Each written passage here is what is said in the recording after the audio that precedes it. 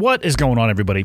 You know who today's episode is brought to you by. That's right, Black Rifle Coffee. Go to blackriflecoffee.com if you are a coffee fan and just look across the top. Subscriptions, coffee, apparel, gear, bundles. They have, in my opinion, the best subscriptions out there. And we're talking everything from coffee itself to merchandise to stickers. Fill in the blank. Evan even does an ECS where he hand selects. I don't think he really hand grinds. I almost said hand grinds, but he really doesn't. Bottom line, if you like awesome coffee and you want to support an amazing brand that is still doing amazing things for veterans and the veteran community, I can't recommend Black Rifle Coffee enough. Now, many people have asked me, why can't I find the Cleared Hot blend of coffee on their website? Well, the answer to that is I don't really know, other than the fact the only place you can find it is on the Cleared Hot podcast website. And I actually figured out how to do a coffee subscription. It only took me about a year because I'm a dum-dum, but I was able to figure out. So go to shop.clearedhotpodcast.com and click on the coffee bag that you're going to see there if you want to try it out. In my completely biased opinion, it is the best coffee that they bake. Now let's move along. My guest today is Lindsay Moran. She is a former clandestine officer for the Central Intelligence Agency. Another word for that is she was a spy. She's also a freelance writer, and she has articles that have appeared in the New York Times, the Washington Post, and USA Today. She also wrote a book, which is how her and I crossed paths, called Blowing My Cover, My Life as a CIA Spy. And we get into that and her career in the episode, and she's now working for one of my favorite organizations, Deliver Fund. We talk about that as well. So let's get into the episode, shall we? Episode number 234 with Lindsay Moran. Enjoy. Okay, I got the red smoke. Gun run, north and south, west of the smoke, west of the smoke. Okay, copy, west of the smoke. I'm looking at danger close now. Come on with it, baby, give it to me, I need it. You're cleared hot. Copy, cleared hot. I think the best way to start this podcast, let's talk about Nick's ability to be late. So you were dropped off. Actually, we were connected through Mr. McKinley. We were. Who I believe his title is he the CEO of Deliver Fund? He is the CEO. And for people who may not know what that is, I've had Nick on once solo, and I think I've had him and Carr on twice. I've listened to both of those. Yeah. No, she was on solo once, and then I had them on together. So 3 total episodes. Yeah. So next you'll have to have all 3 of us on at the same time. I would love to do that, actually. I'm a total fan of doing that. I think the more diversity of experiences and people who can bring voices to it, the better. But how did you get connected with Nick and Deliver Fund? It's kind of a crazy story. Do you want me to tell the whole Shaggy Dog story? I'll try to make it succinct. But I reached out to... We're here for stories. You can take your time. So Nick and I are in this super top secret network of, former... Of ex-CIA personnel. Are we allowed to say that word? Sorry. Right. I'm not even sure that it's super top secret at all. Because from what I can tell, like every Yahoo and his brother's on this with this online network. But anyway... Is it hosted on Facebook? Because that is a skiff. No, it's hosted on LinkedIn. Even more secure. Even more secure, right. So Nick, who I had never met nor heard of, shocking, he put out a query for something else. He had someone else who needed someone kind of from that background. Okay. And it sounded crazy and cockamamie enough and inappropriate enough to me that I thought, I think I'll reach out and ask him about this. Although I had a feeling that maybe they wanted someone with more of a military background. Anyway, I reached out to Nick and I said, hey, look, you put up this query. You're looking for someone to do some, kind of CI type work. I don't think I'm your person, but I'm just reaching out anyway to find out more about it because it sounded so crazy. And Nick, being Nick, was like, well, let's talk next week. And so then I'm like, all right, let me look this guy up. So I looked him up, and that's where I found Deliver Fund, which I had not heard of before. Really? Yeah, which is a little crazy because the issue of human trafficking that Deliver Fund is devoted to ending and eradicating is something that's that's sort of been bothering me for years, from when I first started with the agency. And I looked at the Deliver Fund website and I was like, this is exactly the kind of organization that I've been trying to find, that I've been trying to get involved with. There's obviously many organizations that work on the issue of human trafficking. And at least what I saw initially about Deliver Fund was that it kind of, I've been described, or friends have described me as like a tactical hippie. I don't know why. But I've entered the nonprofit world kind of later in life. And one of my, I guess, frustrations with the nonprofit world is that I come to that world from a kind of operational mindset and sort of a CIA case officer mindset. And so looking at Deliver Fund, I realized this is an organization that is bringing like the best in intelligence collection and technology to a problem that, quite frankly, is way underserved and has been way underserved and not looked at, or not looked at in the depth and with the capacity that it should be for decades. So Nick and I talked on the phone, and immediately I felt like, a kindred spirit. And I said to him, I just want to come help. I want to do what I can do. I'm a very mission-driven person. Yeah. And for a few years, I felt a little like a rebel without a cause. And I'm like, there's, here's my cause, which is something that I felt passionately about for a long time, the issue of human trafficking. He has, I would broadly describe it as a lot of alphabet soup personnel working up there. A lot of three-letter agencies that most people probably are, some maybe more familiar because they happen to hit the wave tops in media or social media, but he's got quite the collection. He read me in a little bit and signed the NDA and take a look at some of the stuff. And I had heard the term human trafficking. I fell directly into the category of somebody who, in my head, I'm like, we're talking sexual human trafficking. And then the first time I sat down with him and he was talking about it, and in the time after, and then meeting, Kara and having them back, I realized that it was probably right in front of me where I was growing up in Santa Cruz, a different type of trafficking for people working in the agricultural fields. It's everywhere. It is shockingly everywhere. Do you think it's a solvable problem? I do think it's a solvable problem. I 100% think it's a solvable problem. And I do think, not to, sound like an advertisement for Deliver Fund, but I would not I would not be throwing all my talents and energy into this if I didn't think that this is a solvable problem. And this is the organization with the tools, with the tech, with the training, and frankly, with the personnel, with the right combination, that alphabet soup, to solve this problem. I like to back a winning horse. Who doesn't? Well, I thought even though I've backed a few losers in my day. For me, starting with the CIA. No, I'm just kidding. And to go back to what you mentioned about, the personnel that Nick has assembled who are working on this. I think there's a reason for it. What you have there is a collection of people with, I would say the one commonality among everyone is these tend to be mission-driven people. And so a lot of them, former special forces, former military, in my case, former agency, are mission-driven people who find themselves at a point in their life where, like, if they don't have a mission, they're going to implode, or they're going to... Or drink themselves to death. Kind of the same thing. Right, exactly. It's not going to be good. Mission-driven people without a mission is not good. I joined the CIA because when I was significantly younger, because I was a mission-driven person. And at some point... it's not that I lost sight of the mission, but I was like, am I really serving a mission? And if so, what is it?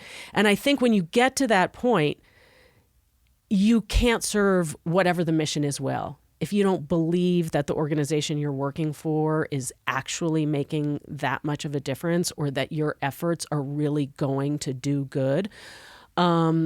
So anyway, for me, finding Deliver Fund was like, wow, this is a cause that I feel passionately about. It's a team of people that I think have the capabilities to really do something about this issue. And also the issue of human trafficking, as you said, like a lot of people don't know, it is in our backyards. Yeah. People tend to think of it as, this is something that happens overseas or, Which it does. It does, yeah. And there are women from all over the world who are trafficked. But again, it's not just sex trafficking. It's not just women. It cuts across socioeconomic borders and it cuts across geographical borders. And at the end of the day, for me, kind of like a sort of shocking realization rather late in life is that slavery still exists, and it still exists on a mass scale. And if if you just think about that, or I talk to my kids about that, they learn about slavery in school, and then to realize that, wow, it really exists, and doing nothing about it, are we de facto condoning, there is a global sex slavery network. So anyway, yes, I do think this is a problem that can be solved, and I'm gung-ho about solving it. So what do you do for Deliver Fund? So a couple of things. First off, raise money. And it's funny because I had never done traditional development work. Have never done traditional development work. But the work of doing development is not unlike what I did for the CIA. I'm a trained case officer. And as probably a lot of listeners know, but maybe some don't, what a CIA case officer or operative or... I mean, you're basically Lindsay Bourne. All right, that's what it comes down to. Right, You're Jason Bourne's brother. I have never Why seen do you a Bourne laugh like movie. that's not true? Have you seen The Recruit with Yes. Colin Farrell? I did. You know what? I'm going to say I like that movie. All right. I did. I will tell you. God, he's a handsome man. He's very handsome. He puts me right on the fence. I don't know which way to go with him. The only unrealistic thing about that movie It's just what happened between the start and the end. well, that and Colin Farrell's handsomeness.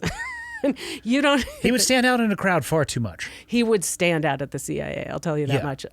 It's like Narcos. I love the show Narcos, but have you ever seen a DEA agent who looks like anybody in Narcos? No. Yeah. No, if Colin Farrell walked into a room with people that he was supposed to gain intelligence from, everybody would be like, who is that dude? Low profile would be impossible for him. Right. He'd have to he'd have to really tone it down a notch. Okay, but I will tell you what I liked about The Recruit. I found as unrealistic and implausible as some of the scenes from The Farm, the super secret CIA training facility that every Yes. Yahoo and his brother knows about. I found some of the scenes from The Farm to be realistic. They evoked a kind of nostalgia in me. I mean, maybe it was just where they get on a school bus and drive down to Williamsburg. Yeah. But if in ranking spy movies, I've never seen any of the Bourne movies. Can't stand the James Bond franchise. I cannot wait for him to drop dead of He died in the last STD. one. He I'm gonna did? let you know, but yeah. Thank goodness. He Okay. Done with him. had a kid. He had a kid. He did not have a kid. His girlfriend, I don't know what they would describe it as. I'm going to let them describe it in their own terms. Right. His significant other had a child, and he ended up calling an airstrike in on himself. For those of you who haven't watched the movie, I apologize for everything that I just said. I should have said spoiler alert before I went into that. So 007 is dead, but I feel like that just means they're going to revitalize it with somebody else. Right. Yeah. Well, I heard that they were kind of trying to revamp the 007 and make it sort of more It makes woke. too much money. Yeah. I don't know if making it more woke is the right way I to don't go. think that's the woke people are not going to be into 007 by any stretch of the imagination. I think it goes, I don't know everything that those who would be considered woke stand for, but I believe that the 007 franchise stands on the other side of the spreadsheet for that. Right. On every topic. That's what I said. I've just been waiting for James Bond to, die of syphilis. But anyway, or what was the last movie? Was it No Time to Die? I feel like Yes, it he is died. time to die. Yes. He had time to die at the end. It was time to die. Yeah. But interestingly enough, I mean, as a kid, it was my childhood dream to be a spy to join the CIA. And I was into James Bond. I would go see James Bond like triple features. This was back in the day when they had triple features, like sit in the movie theater all day watching Bond movies. I mean, you don't even have to have a triple feature. What I used to do when I was younger is just go to a movie and then walk to the one next door. I've never stopped doing that. Why would you? Yeah. You know, security is lax. You have a background in being able to assess security. It's like, obviously, this 16-year-old is not paying attention to what's going on right now. Where did that desire come from? Well, I thought it was kind of a birthright.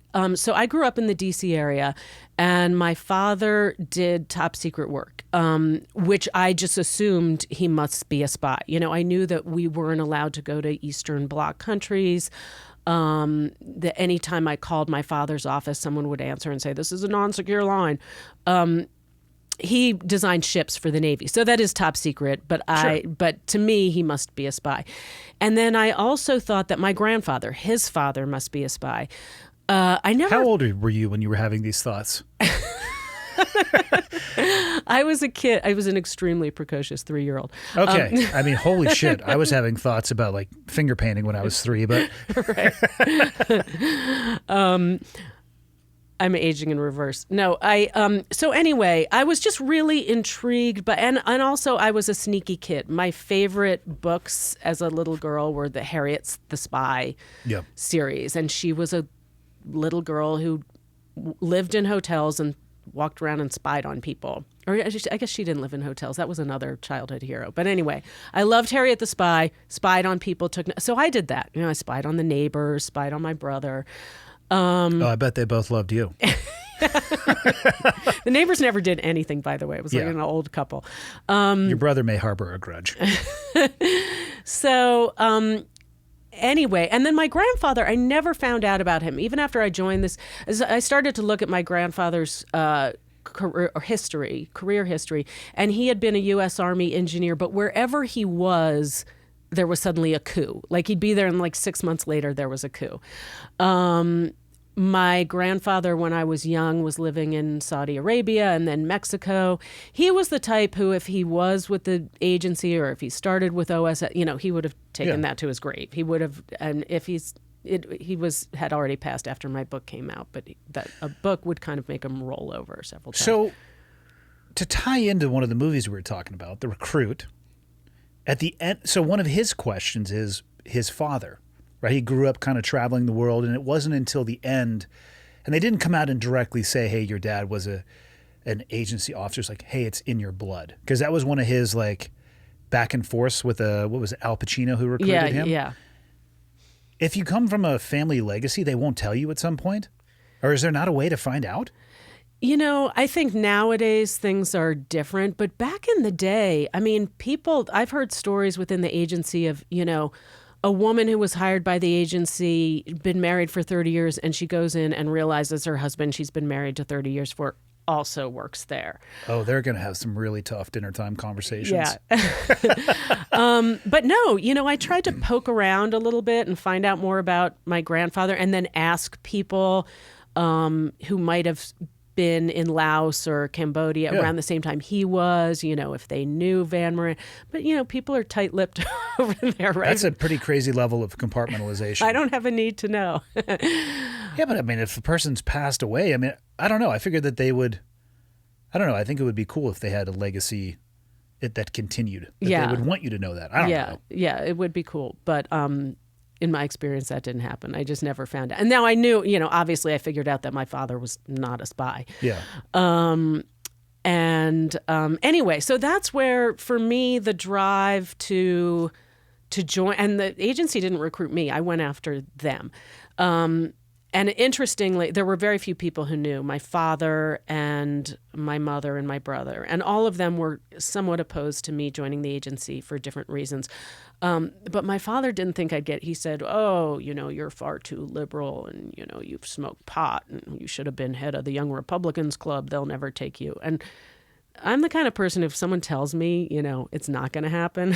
Yeah, it's motivation. That's going to make it happen. Yeah. And my brother, he's a Navy pilot or naval aviator, or he was. And I wanted to serve my country. I did join the CIA because I wanted to serve my country. I am not cut out for the military. My father was, I think, really hoping that I would do Navy ROTC too. That's just not my scene. Yeah. And the agency looked to me like a place where I could do it all. Like I could serve my country, but I could also be sneaky and subversive. And I could also jet set around the world and live all over the place. So all of that appealed to me. And even when I was young, I had a fascination at that time with the Soviet Union. I went to the Soviet Union when I was 17 years old. It was like the first Reagan-Gorbachev student exchange initiative. Oh, wow. Yeah, it was very cool. And so that part of the world had always kind of fascinated me, and the spy versus spy game and the Eastern Bloc stuff. A few times traveling with my dad. When I was young, I would travel with my dad. And even though he wasn't a spy, he was obviously very security conscious. And he would pack his suitcase in a particular persnickety way.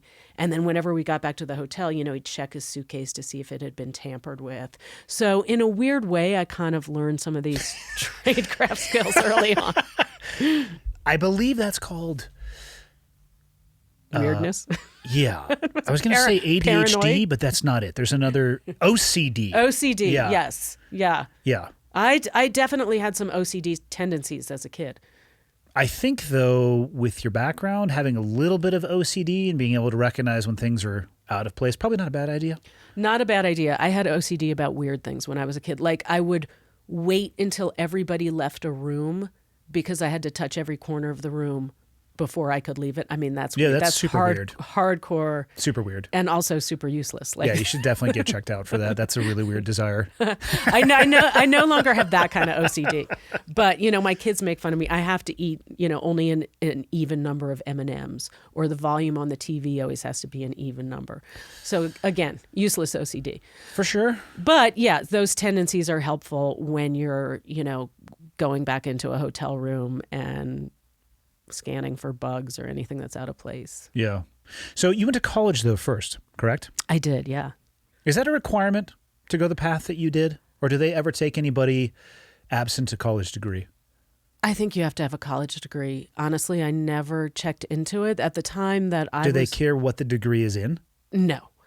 Well, I don't know. I might be the last English lit major they ever hired because I wrote a book making fun of the agency.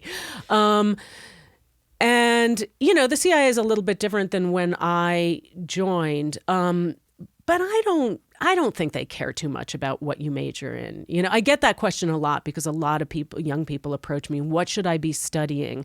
Yeah. I want to get into the Directorate of Operations. What should I be studying? And I think that matters a lot less than kind of who you are, and if you have that sort of weird mix that makes you appealing as a case officer, that makes them think you have the right stuff to be a case officer. Yeah, I don't necessarily know if there's a college. I didn't go to college, so I'm totally talking out of my ass right now, but I'm not necessarily sure there's a college degree that would suit you for your previous career. Yeah. Like, I don't think there's an educational track designed for that. No, and you don't even have to be, you don't have to be like a towering intellect or some, academic to be a good case officer. That's not really the traits that they're looking for. But you do have to have street smarts, and you don't get a lot of street smarts at college.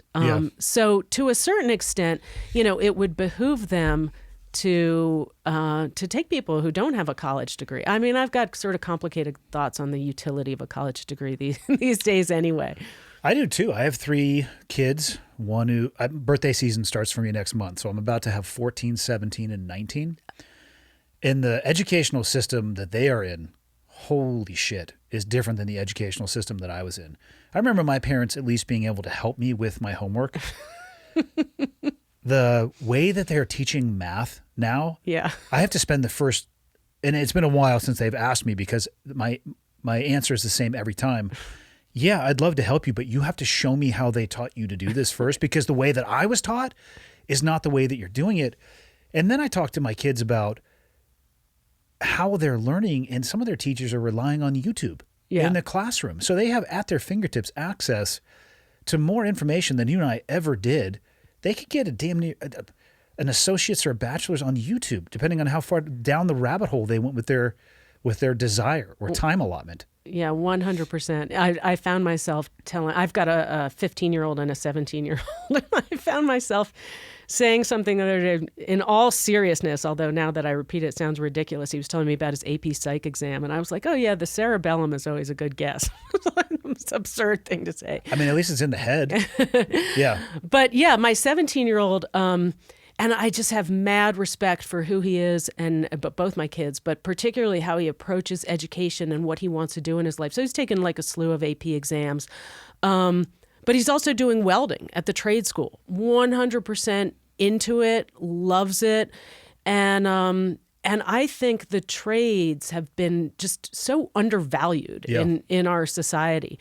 And it always, I don't look at someone's education as either a mark of their intellect, just like I don't look at how much money someone makes as a mark of their success. Yeah. But yeah, 5th grade math. I mean, I was a math person too, and I'm same boat as you. I'm sitting there trying to watch how they do it, and they're writing out the equation in a way like I'm already lost in just the way that they write. I'm like, you want to go get on YouTube? Like, I don't know how to do this. I couldn't agree with you more on the trades. It's one of the things I love about Mike Rowe, how he's consistently talking about the value of trades.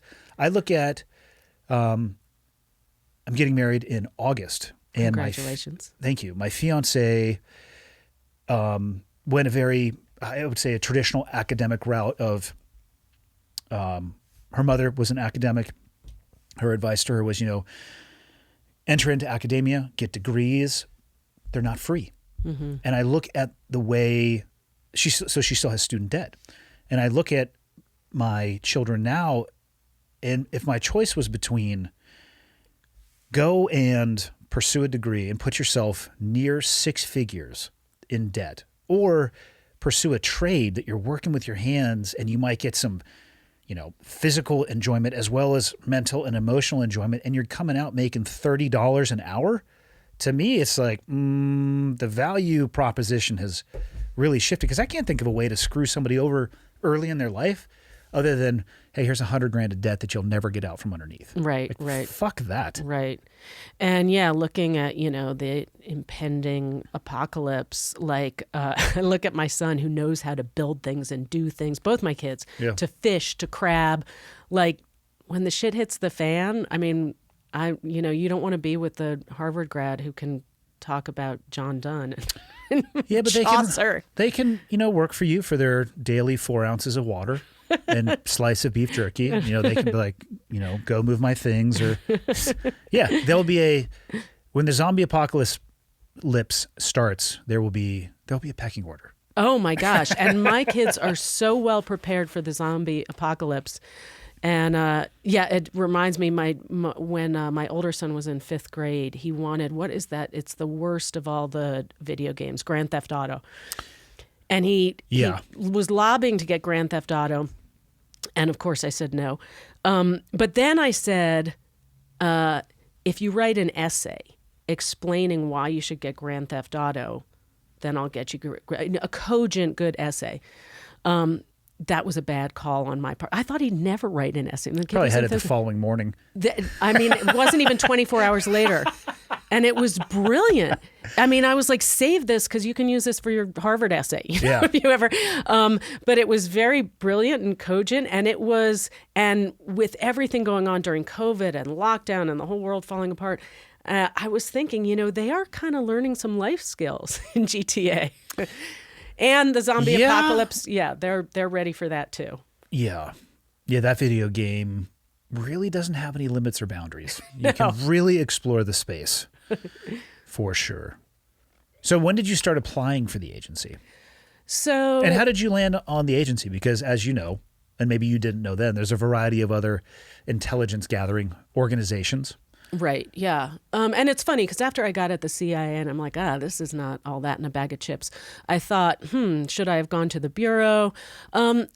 how did I land on the agency? As I said, I really wanted to. I have incredible wanderlust. Like I can't sit still for a long time. I like to be in foreign countries. I like to learn foreign languages, and that started even when I was a teenager as well. I did a lot of traveling with my dad, and that kind of, looking at the suitcases and making sure everything was packed correctly.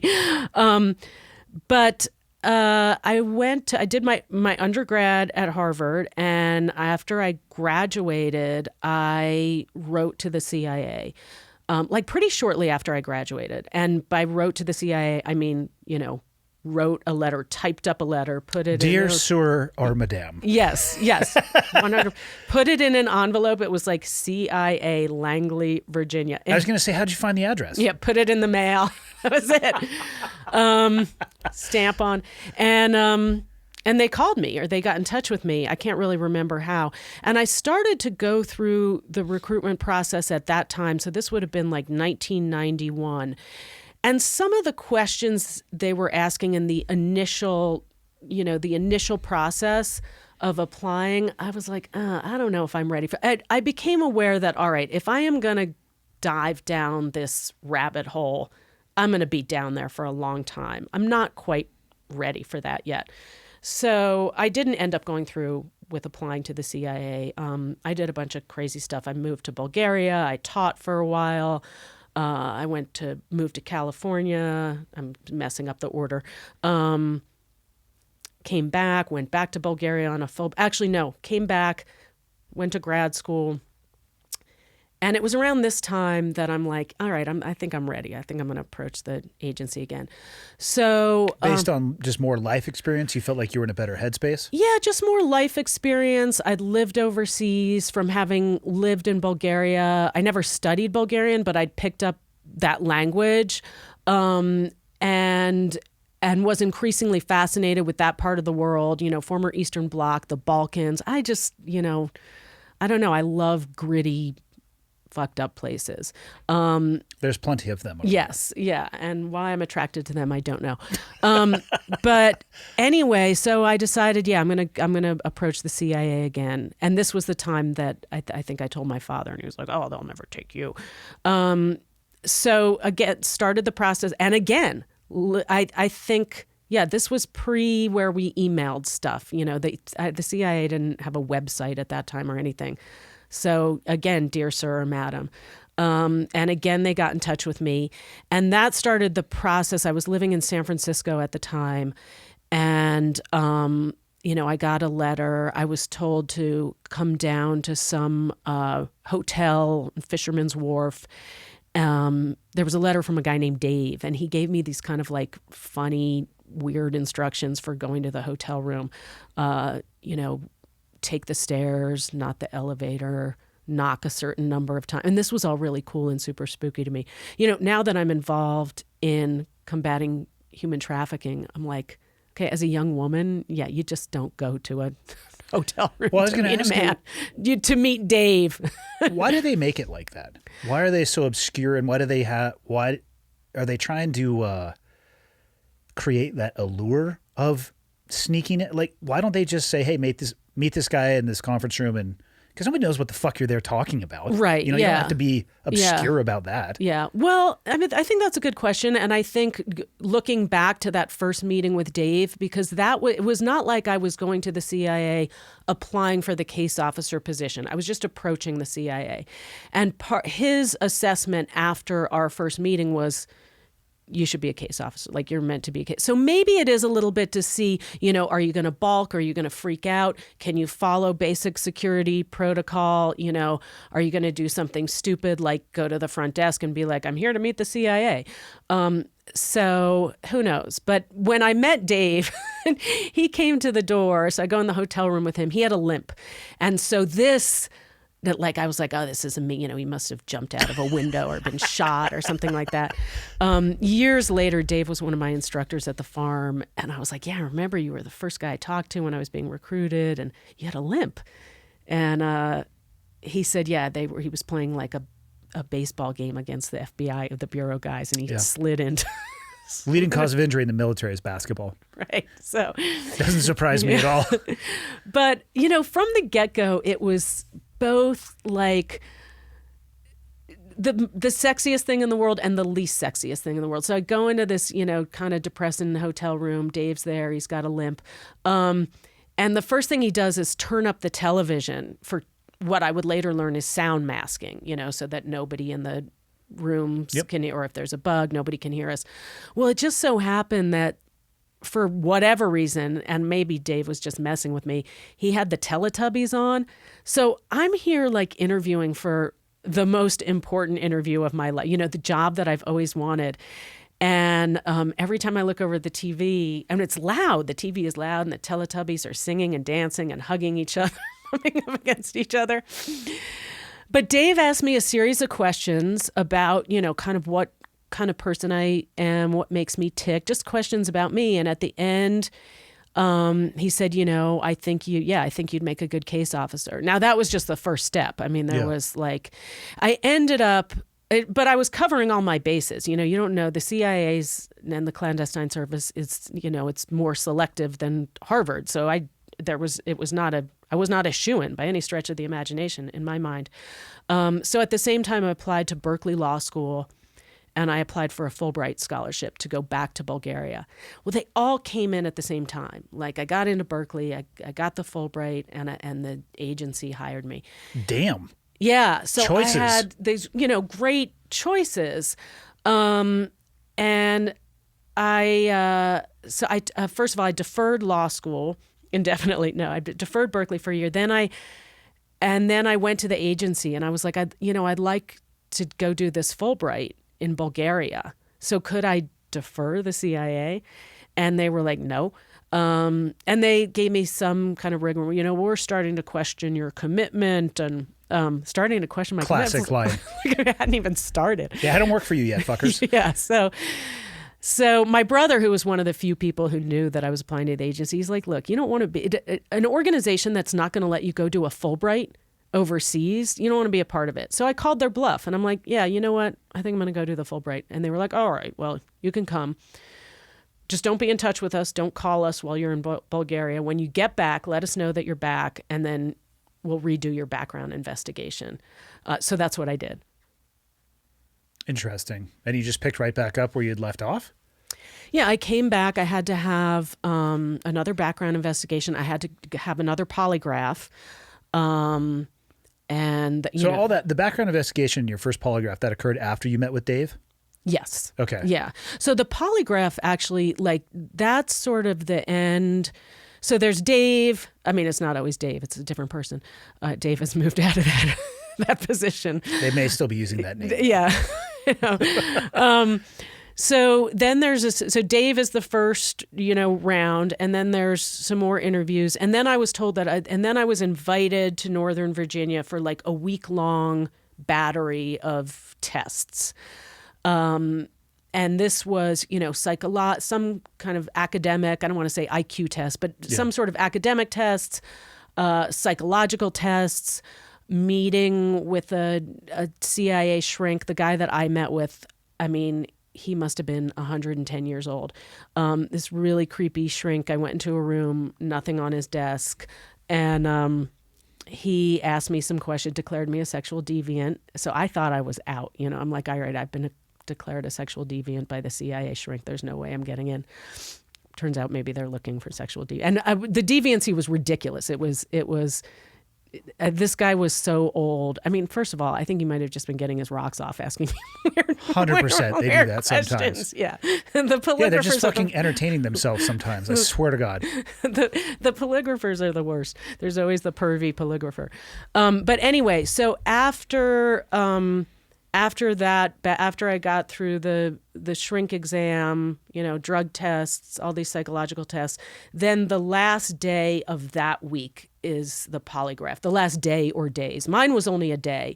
I thought it was one of the worst experiences of my life, but I found out later, other people are in there for like 19 hours. And the polygraphers, you just got to stonewall them, like I think they're looking for I don't believe in the polygraph. In the device itself? I mean, the science has proved that. There's a reason it's not admissible in court. Right. Exactly.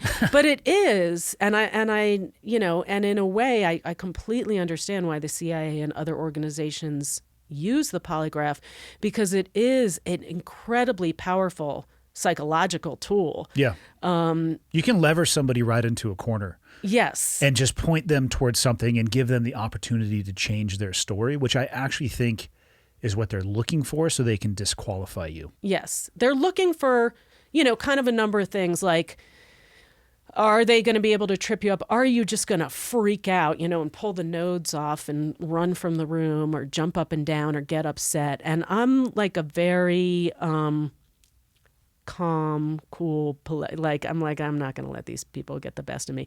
And what was funny, I think it was my first polygraph. Was it my first polygraph? No, I think it was my second one when I got back from Bulgaria. And the guy kept telling me that I was lying about something, kept giving me the opportunity to come clean. You know, they leave the room and, you know, you're being watched on camera. And then finally he told me that the question that I kept getting stuck on was, have you ever willfully destroyed government property? And I'm like, dude, you know, no. And he looks at me very seriously and he says, I want you to think long and hard about this, Lindsay, because this could include a number of offenses, like, for example, taking a sledgehammer to a fax machine. I'm like, what are you talking about? A government fax machine? Where do you even find one of those, having not worked for the government before? I know. And I mean, he was so serious about it. And, you know, I felt confident that I had never taken a sledgehammer to a fax machine, to a U.S. government fax machine. Let me just tell you who would fail that question. Me. But I wouldn't fail because I'd be like, oh, fuck yeah. Let me tell you about this thing I ruined. I didn't mean to do it. I was shit-faced when I did this one, but then this one, like, yeah, I've destroyed a lot of government property, not intentionally. I've also lost my fair share. The polygraph experience that you describe where they leave the room, come back, give you the opportunity to change your story is the exact same thing I've heard from everybody who has gone beyond the basic. Because, you know, there's multiple types of polygraph. There's just the, are you an agent of a foreign government? Like, no, the fuck are you talking about? And then there's the lifestyle polygraph. Everyone that I've talked to has gone beyond the basic one into the lifestyle. They have said that exact same thing happens. So I think it's very traditional that they do that. Yeah, the lifestyle polygraph. I mean, it's just an uncomfortable... an uncomfortable situation, especially because, you know, and the polygraphers will tell you these polygrapher lore stories, you know, about people who have revealed that, you know, they have like 3 ex-wives like stored in mason jars or something in their basement. And so, you know, I guess that does happen. But the majority of people who are compelled to join the CIA. And I think a lot of us were motivated by patriotism. You know, that was our driving force. So you're trying to go into a career, you're going to serve your country, you feel incredibly patriotic. And then, you know, you've got someone accusing you of being a liar. And it's just it's an unpleasant experience. Now, retrospectively, I'm so grateful for that experience. You learn so much about yourself. Yeah, I think in training, you know, where it's you designed go to be it. uncomfortable like that. Yeah, I've yet to talk to anybody who goes, "Oh, that was awesome. I want to do that once a quarter." Although the chairs are very comfortable. That was what surprised me. Like, you know, in the movies, they always show you're in some horrible metal chair. A metal chair that's too small. It's like one of the kids' like elementary school chairs. Yeah. No, the actual chair. They're Barca-loungers. You know, they're incredibly plush and comfortable. It's like better than Archie Bunker's chair. Yeah, they just want to destroy you between your ears. Right, yeah. So what potential, when you were talking with Dave, he said you should go down the case officer route. What other options are there available to people at a broad level? I don't know at what depth you can actually talk about it, but, you know, like the movies, Colin Farrell or even 007, right? They're focusing on, I think, well, first off, they're focusing on a person that, in my experience at least, doesn't actually exist. It's the combination of like 30 people. Right.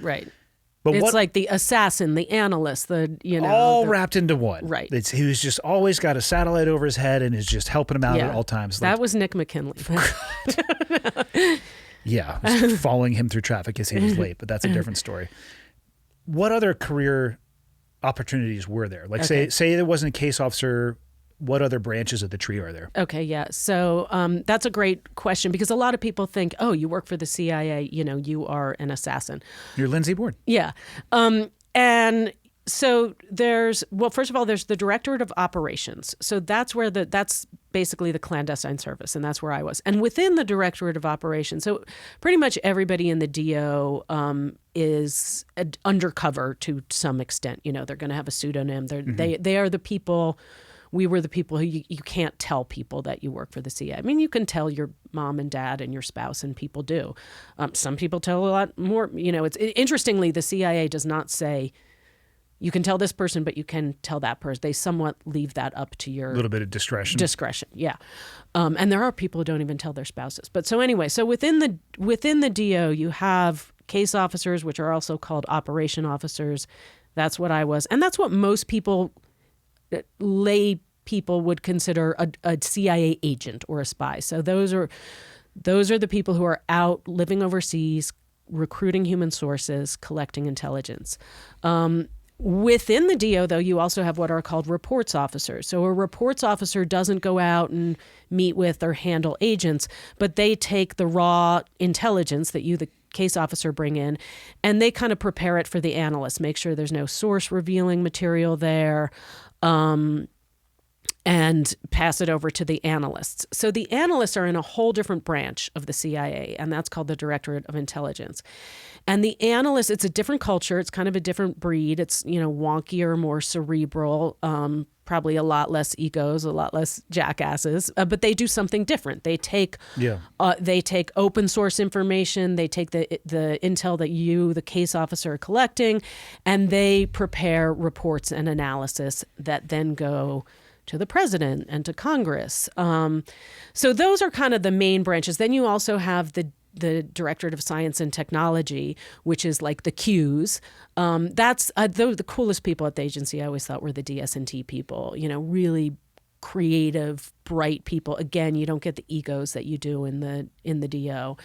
And then there's a ton of admin people at the CIA. There's plenty of admin people there. Typically, admin people, analysts, they can tell people they work at the CIA. They can drive into headquarters and not worry about, knock on wood, never worry again about being shot at, but, not worry that people see them because they're overt employees of the CIA. And there's a lot of other stuff. And then, in the time since I left the CIA, there's been traditional human capability and the stuff that I did as a case officer. Well, that kind of work is not really possible in the theater of war, in places like Iraq and Afghanistan. So there started to be a lot more sort of melding of the CIA bringing special forces folks into the agency, working much more with special forces. So that's like a whole different story. But at the time I went in, it was still like, the DO and the clandestine service, and we were the elite of the elite. And, they feed you all this in training, you're the best of the best. And, I don't know. I mean, that's, it's an I kind of say that in my old career path as well. Yeah. More subtly. Yeah. But it's certainly a narrative that's in that wave top somewhere. And yeah, the people that buy into it completely, I worry about. The ones who sit back and go, but are we? Right. I'm good with those people. Yeah. So I was the one who, from day one, I was like, are we? Because, I'd gone to school with some of the brightest people in the world and very acutely aware of my own limitations, or at least, intellectual limitations. So to be told again and again, it's almost like, to quote Shakespeare, I think it's Shakespeare, the lady doth protesteth too much. Like with the agency, when they kept telling us that we were the best and the brightest, I'm like, why do they keep having to tell us this? They're trying to convince someone and they're not convincing me. And I also think one thing that bothered me about that ethos and mentality was, it created this pecking order in the agency that I don't think was helpful to the mission. It created a sense at CIA, we're better than everybody Positioning else. one group over the other. Yeah. And that is, as I said, I'm a mission-driven person. And so when you do that, when you make one group feel like they're better than the other, whether it be the Directorate of Operations or the CIA over the Bureau, I mean, then it's like, what's the point of it all? I don't need to have my ego stroked by some agency bureaucrat. And on a more serious and macro level, that mentality directly led to 9/11. It's the biggest intelligence failure of our time. Because, siloing information. Yeah. The CIA is like, we're collecting all this information. We can't give it to anyone else. Well, look what happens. We've got planes flying into buildings. Yeah. So when did the pipeline truly begin, where you show up and you're like, hello, I'm here to be a spy? So that was like August 98. I'm back from Bulgaria, got through the second background investigation and the polygraph and all that. And I show up for my first day at headquarters. I'm going into what is literally called CIA 101. Like there's a course called CIA 101. And everybody kind of goes through that. So, I got a little blue suit. And I got a few, actually. I didn't wear the same thing every day. But I drove up to CIA headquarters and sapoke to the guard through the mic. I'm here. He said, oh, yeah, you're at the National Transportation Safety Board. And I was like, oh, shoot. This is marked the CIA. And so I start to get kind of a little bit flustered. Then he's like, oh, I'm just joking with you.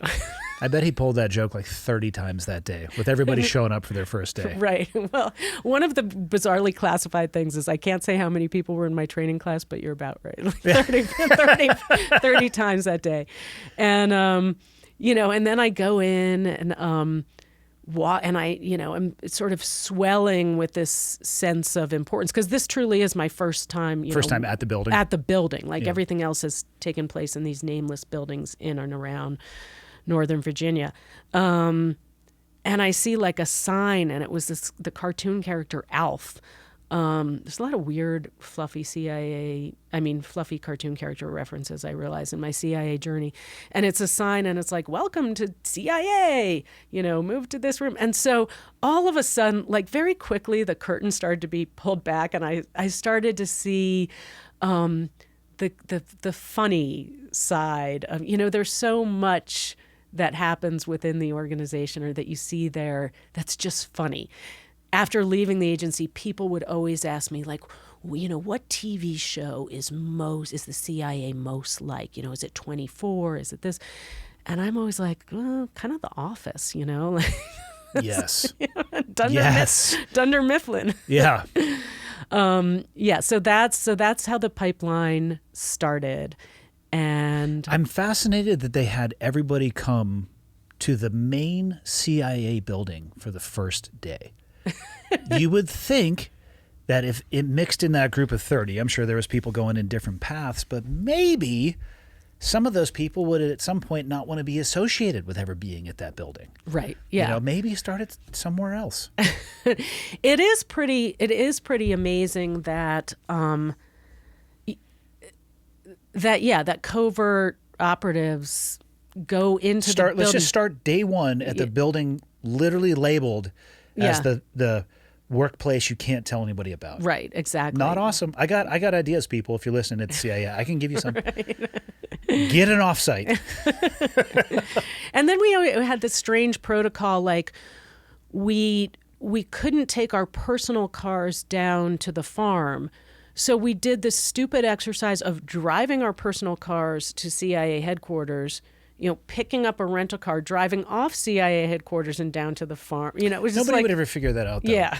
Like there's not any other state-sponsored intelligence agencies that would ever be that keyed up. Yeah. Fuck. And then, it was funny because when I first, I got, after I went through training and everything, and then I got, a cover office and a cover phone number. And so I had my mom test my cover phone number. It was supposed to ring into like a a State Department, the Office of Regional Affairs or something kind of oblique, something that means nothing. So my mom calls this number. She said, it rang for like, I don't know, 15 times. Finally someone answers, hello. My mom asks for me, like, hold on, do you have her social security number? Then it sounds like, my mom said it sounded like a prison in the background. So just, you would think the agency has been doing this for decades, that they would have all that stuff down, wired. Meanwhile, your fingernails are getting peeled off somewhere and they're like, so you're not a spy? Right. Okay. Right. Holy cow. I thought they would have had a way better backstop than that. I mean, some stuff there's some stuff that works remarkably well. And I'll tell you, the stuff that works remarkably well, you don't have to go to the CIA even to put together. Like my first disguise, again, tested it on my mother. Hanging out with my mom in her house. We spent like a couple hours together. And then I'm like, I'm going to test my agency disguise. So I go to my truck, duck down, put it on. Didn't even change my clothes, go back, spoke to my mom for a good, 10 minutes before she even realized it was me. Really? Yeah. And that's not a high-tech disguise. I mean, that's, a wig and glasses. So disguises work remarkably well. But the cover office, I mean, it's a big government bureaucracy. It's run by people. And so there's mistakes that happen all the time. My first set of alias documents, the date on my driver's license didn't match the date on my passport. And again, you're like, this is the CIA. During training down at the farm, during jump school, one girl got caught in a tree. I'm not going to judge it. I've been there. No, yeah. So she's in a tree, and the rest of us have finished our jumps. She's still in a tree. And so we're trying to figure out how we're going to get her out of this tree. And she's pretty high up, like maybe 50 feet. I don't know. I'm not good with measurements. And so finally, one of the instructors, the SOTC instructors, is like, all right, everybody go back to your barracks and get your mattresses. So we all go get those thin mattresses. This is already a shitty idea. I think I know where you're going with this. This guy's a fucking idiot. So she later told me that she's like up there in the tree thinking, this is the CIA and this is what, this is what they're doing. Holy cow. What ended up happening, though, is there was an instructor, and I cannot remember what I called him in the book. I'm going to call him Wolf, and I don't think that's what I called him in the book, but I'm afraid if I say what his name is, that might be his real name. Yeah. But anyway, he was a Vietnam vet, and he strapped on some kind of harness and shimmied up the tree and got her down. So that's the move. Yeah, he saved the day. You climb up the tree with the safety rope. You clip into them, attach them to the tree, allow them to disconnect the parachute. You climb down or rappel down. Yeah. Instead, we all had the mattresses, and then we got one of the parachutes. I mean, it was hard not to laugh. And I almost wish you guys would have tested that particular strategy, because it was not going to go well. Holy shit. Anyway, I was just so glad I wasn't the one in the tree.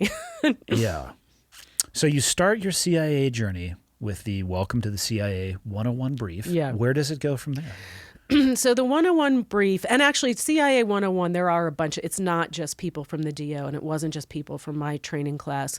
So, we'd spend a couple weeks learning. I seem to remember a lot of stuff about security regulations and protocol, security protocol. A lot about, if you're dating someone, if you're dating a foreigner, and this definitely applied to me at that time, what are the kind of hoops you have to jump through to date a foreigner. I immediately saw a little bit of a double standard between how they view women dating foreigners and men dating foreigners, but that's a story for perhaps later if we have time. And then as someone who's going into the clandestine service, your training didn't start right away. So we did different kind of rotations in I did a rotation in one of the Central Eurasian offices, basically acting as, what's called a desk officer and providing support to officers who are in the field. So one of my duties, and I'm not kidding, we had a bunch of, I think it was military and intel guys coming over from Kazakhstan. And so one of my first duties was to research titty bars in D.C. that we were going to take these guys to.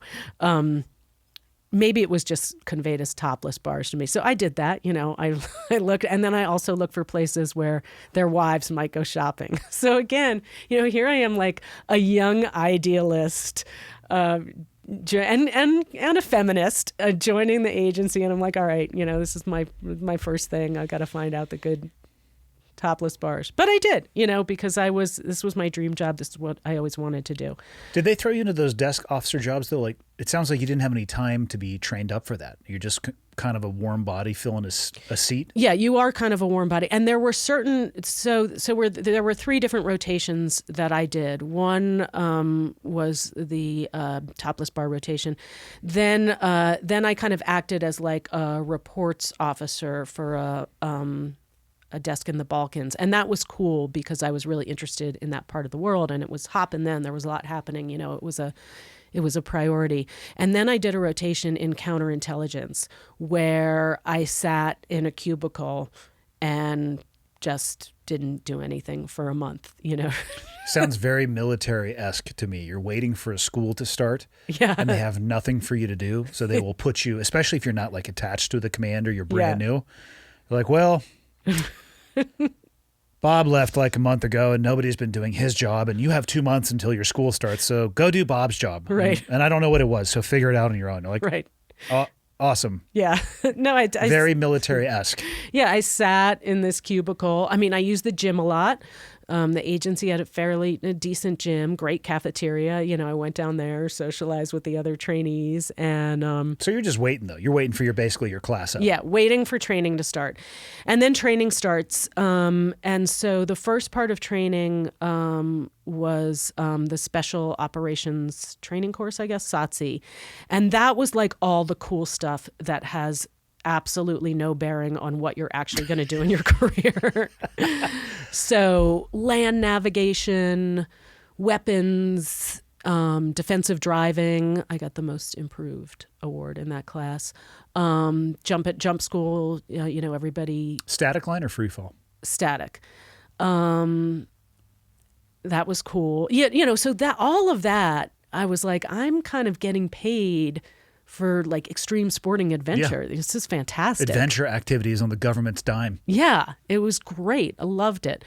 And, you're living down at the farm. But again, none of that is in any way going to be useful. It's not like I was going to show up at base, like a flying Elvis and jump out of a plane. And never needed a weapon, in the time that I was at the agency. And, I would argue that, I always get asked about carrying weapons, and 9.9 times out of 10 a CIA case officer is not going to be carrying a weapon. Maybe a little bit different, obviously, in the theater of war, but you don't need a weapon to be a case officer. That's not what you're not holding a gun to someone's head and saying. Why do they spend so much time and money teaching you guys that stuff then? On the one hand, I don't know and I don't care because I loved it. Yeah. And I will say what I think the utility is for case officers. I left that training, and I would venture to say that others did too. I mean, some of them dropped out. We had a POW camp experience that one woman left and I think later sued the agency. I don't know whatever happened with that. But for me, those kind of experiences that tested your mettle a little bit, tested how you act and react under pressure. Not only were they fun, but they gave us this incredible sense of confidence, or at least gave me an incredible sense of confidence. That I can do all this. Yeah. I can drive speedboats around. I can conduct a car chase. Not that I'm ever going to do that. So I do think there's some utility in it, in developing morale. Now, that particular aspect of the training, I don't know that case officers still go through that. There was a period where they didn't go through that, then they took jump school out. And I don't know the reasons for that, if it's budget or if it's, okay, look, this is pointless and we need to churn, after September 11th, I think they were churning they're throwing money and case officers at the problem. So I think the training was truncated. But to me, there was absolutely utility to it, and particularly the POW camp experience and being subjected to, some harsh interrogation and psychological manipulation. It was fascinating.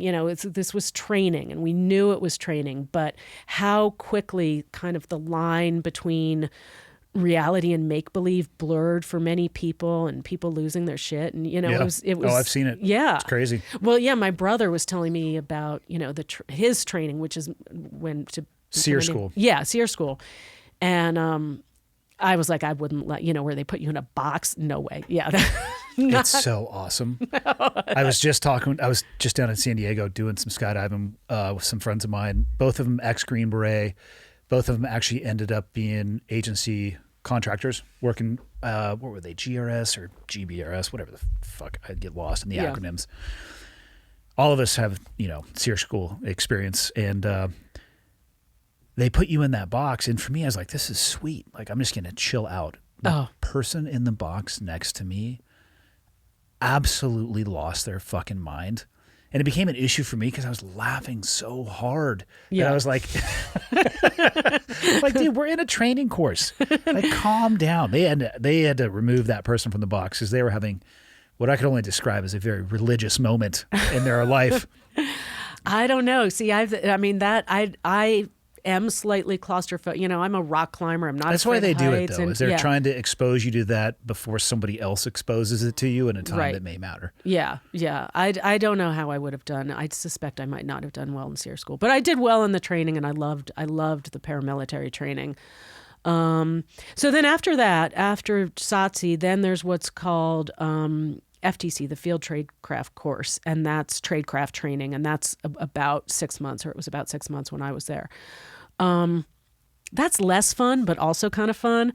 I mean, this is where you're, learning to operate an alias. Surveillance detection is huge. If you can't master surveillance detection, you're going to get cut from the course. Do they teach it, or is it? I mean, are you having like classroom? This is surveillance detection. Let's go practice. Yeah. Yes. And in fact, there's a huge emphasis on surveillance detection. In addition to all of the surveillance detection you do down at the farm, there's also additional surveillance SDR training up at, in various places, because that's the one thing. It's like, if you can't tell you're being followed, or you think you're being followed when you're not, it's going to be a problem overseas. So surveillance detection is part of it. It runs throughout the training, but at that time there were, extensive courses. And we're using, maps, like paper maps and everything. And I'm writing down license plates on my thigh. But it was, so I thought that the FTC course was fun, but it's also pretty high pressure. Like there too, I would say more so than you could fail out of SOTC and you're not going to fail out of the program. But if you fail out of FTC, you're gone. And that can happen I think it was every couple of weeks, what was called the murder board would meet. And that was the instructors down at the farm. And they would talk about if someone wasn't hacking it. And then that person, they pack up and you're out of there. Is essentially everything, once you start the pipeline, a graded test? Yeah. I think so. And even things that aren't graded tests are, this is sort of like personality issues and stuff like that. Yeah. Personality issues, everything. I mean, I'll tell you, it would surprise people what people get kicked out for. You would think that, you might think there were certain things that a person couldn't do, they would get kicked out for, but it's usually something that may seem kind of small, but is a big deal to the agent. So anything with financing, you mess up your invoice for your petty expenses or something, that to them is like an indicator of, dishonesty, anything involving money. And it kind of makes sense because you're about to enter a career where, like, if you're going to go to the other side, pretty much every agency or FBI mole who's worked for the Russians or worked for a hostile foreign intelligence entity has done so motivated by money. And that's how we recruit sources too. We're paying them. So they don't want anyone who's got financial issues or who's, financially unethical.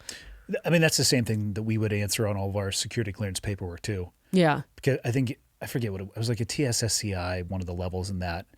A lot of the paperwork is about your finances, which I get. They just don't want you to have, the ability to be leveraged. Right. And it totally makes it, and there was a time where, if you were gay, you couldn't be in the CIA because, that could be Different used type as of leverage. Yeah. blackmail. Yeah. I mean, nowadays, it took the agency a while to kind of figure that out or get to that point.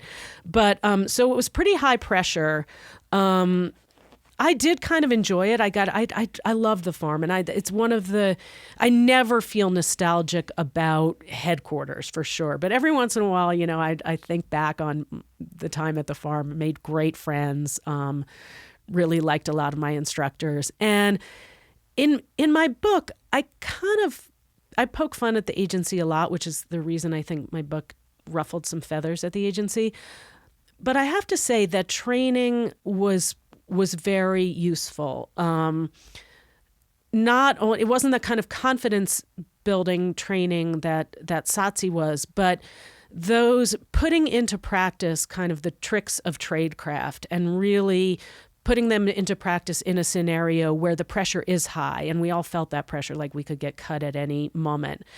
It was, it was good for us. And I felt when I did get out in the field, I was like, I can do this. I can, I know what I'm doing. I know how to run an SDR. I know how to, service a dead drop. I know how to do all this. And I know how to do this in a way that I'm not going to get caught and my source isn't going to get caught. So all in all, I feel like the training is good.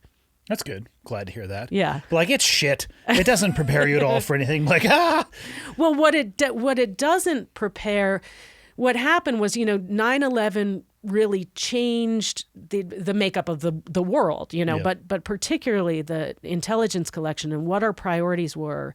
And CTC, the Counterterrorism Center, when I started at CIA, CTC was considered kind of like the dumping ground for officers, case officers, for the people that nobody wanted. The way that the geographic divisions worked at that time, it was kind of like the football draft with different geographic entities within the CIA picking different people and then their trades and all that kind of thing. And CTC, it was like, where people go when they weren't picked.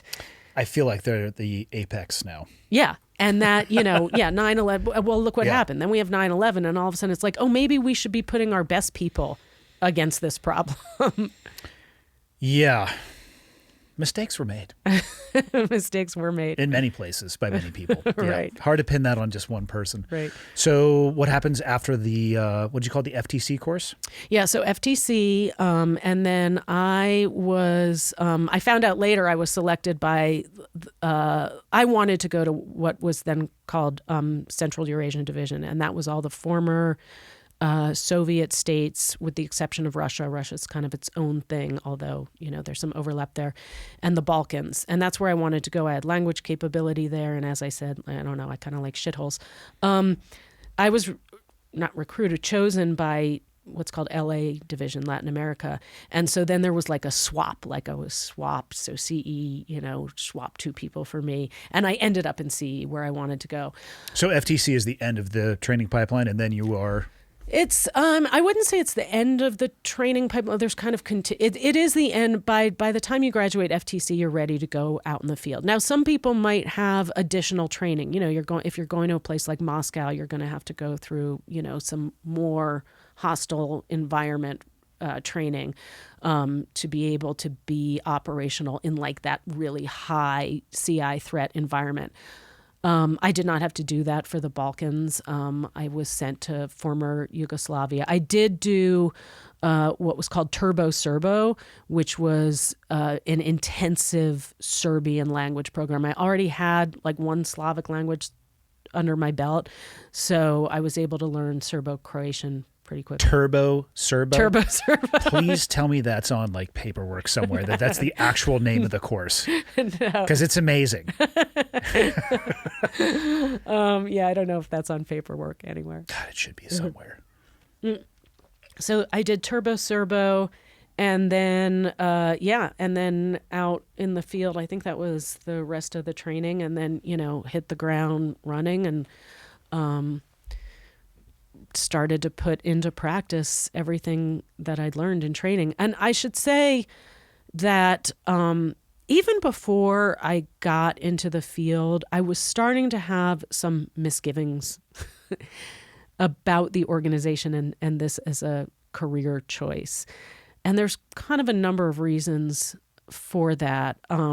As I said, it is a big bumbling bureaucracy, but I hadn't even really seen a lot of that yet. But back to kind of like what a case officer does, which I think is often misunderstood. I mean, maybe a lot of your audience knows, but I don't think so. To be honest with you, I don't exactly know what it is. My perspective on the agency is very limited with the people that I would work with overseas, and I'd see them infrequently. Yeah. Not the best of experiences, if I'm being honest. And fucking TV and movies. Yeah. That's funny you say that. It reminds me, just because you said not the best experiences. Sometimes. Well, yeah. I mean, there's some of the best people there, but it was very high highs and very low lows. Yes. Like somebody would chime in and say something like, "What the fuck did you just say? That is one of the dumbest things that I've ever heard. Shut the fuck up, sit in the corner, and I'll ask you if I have a question." Right. And then somebody else, different meeting, be like, "That actually was awesome, and we needed to know that." Right. There were some very bright, incredible people. But we used to joke that there's kind of like a reverse Darwinism at play at the agency. It was like the survival of the most mediocre. But I say that tongue in cheek because I do know people who spent careers there who are amazing. But you just reminded me when I first started at the agency, like when I first started, even before I went down to FTC, I had this female mentor. She and I went into the CIA cafeteria. I must have been on the job like 2 weeks, and she said, take a look around because one day you're going to be married to one of these assholes. And I didn't. I married a different asshole outside of the agency. No, I'm just kidding. My ex-husband's a great guy. Never had anything to do with the agency. But there are a lot of assholes at the CIA, and they tend to be drawn to the DO, that is the high ego, and I could count myself among one of them from time to time. There's a certain type that's drawn to that. It's a unique career path. Yeah. It was, I didn't realize how atypical. So I knew I wanted to be a team guy since I was like 11 years old, which shocks people. And to me, I'm like, oh, it's totally normal. What are you talking about? Mm-hmm. And by the way, I also served with a bunch of people who said the same thing. I didn't realize how atypical that was and how abnormal, and I use that word loosely, how abnormal most people are who want to do it for a job. It's certainly a very unique individual that is attracted to that type of job. Mm-hmm. Well, yeah, and you mentioned, a team, like being a case officer is very much an individual sport, and I'm an individual sport person, but you take a bunch of people like that, and what you're missing is that teamwork that can make things happen, because the DO is, it's cutthroat. Not only can you not trust anyone on the outside world, you can't trust any of your colleagues. And that sucks. Yeah. And there's a lot of careerism there. And that was one of my main issues with the organization is I'm not a real careerist. As I said, I wanted to serve a mission. And the ethos was very much on, what's good for your career, getting stupid shit, getting your GS-14 or whatever, well, first of all, to go back to what a case officer does, because I think it's necessary to have a fundamental understanding of what that is before I can explain why it didn't really appeal to me. So a case officer is in many ways like being a salesman, a traveling salesman, but what you're selling is treason. And so you're going overseas, you're operating overseas. It's not like you have a mission and, you go execute the mission, you blow up the safe or you kill the guy or whatever, and then you're out and you're like, mission accomplished. Super black and white. Yeah. You either did the job or you didn't. Yeah, it's not like that at all. You're posted or stationed to a country, and your job is to find people with access to information that the U.S. government might want or need, to develop relationships with those people over time, and this can take weeks, months, sometimes even years if it's a hard target, to develop a relationship with that person, to get that person to give you secret or sensitive information, usually, almost 100% of the time in exchange for money. And that's called a recruitment, or in CIA slang, I guess, getting a scalp.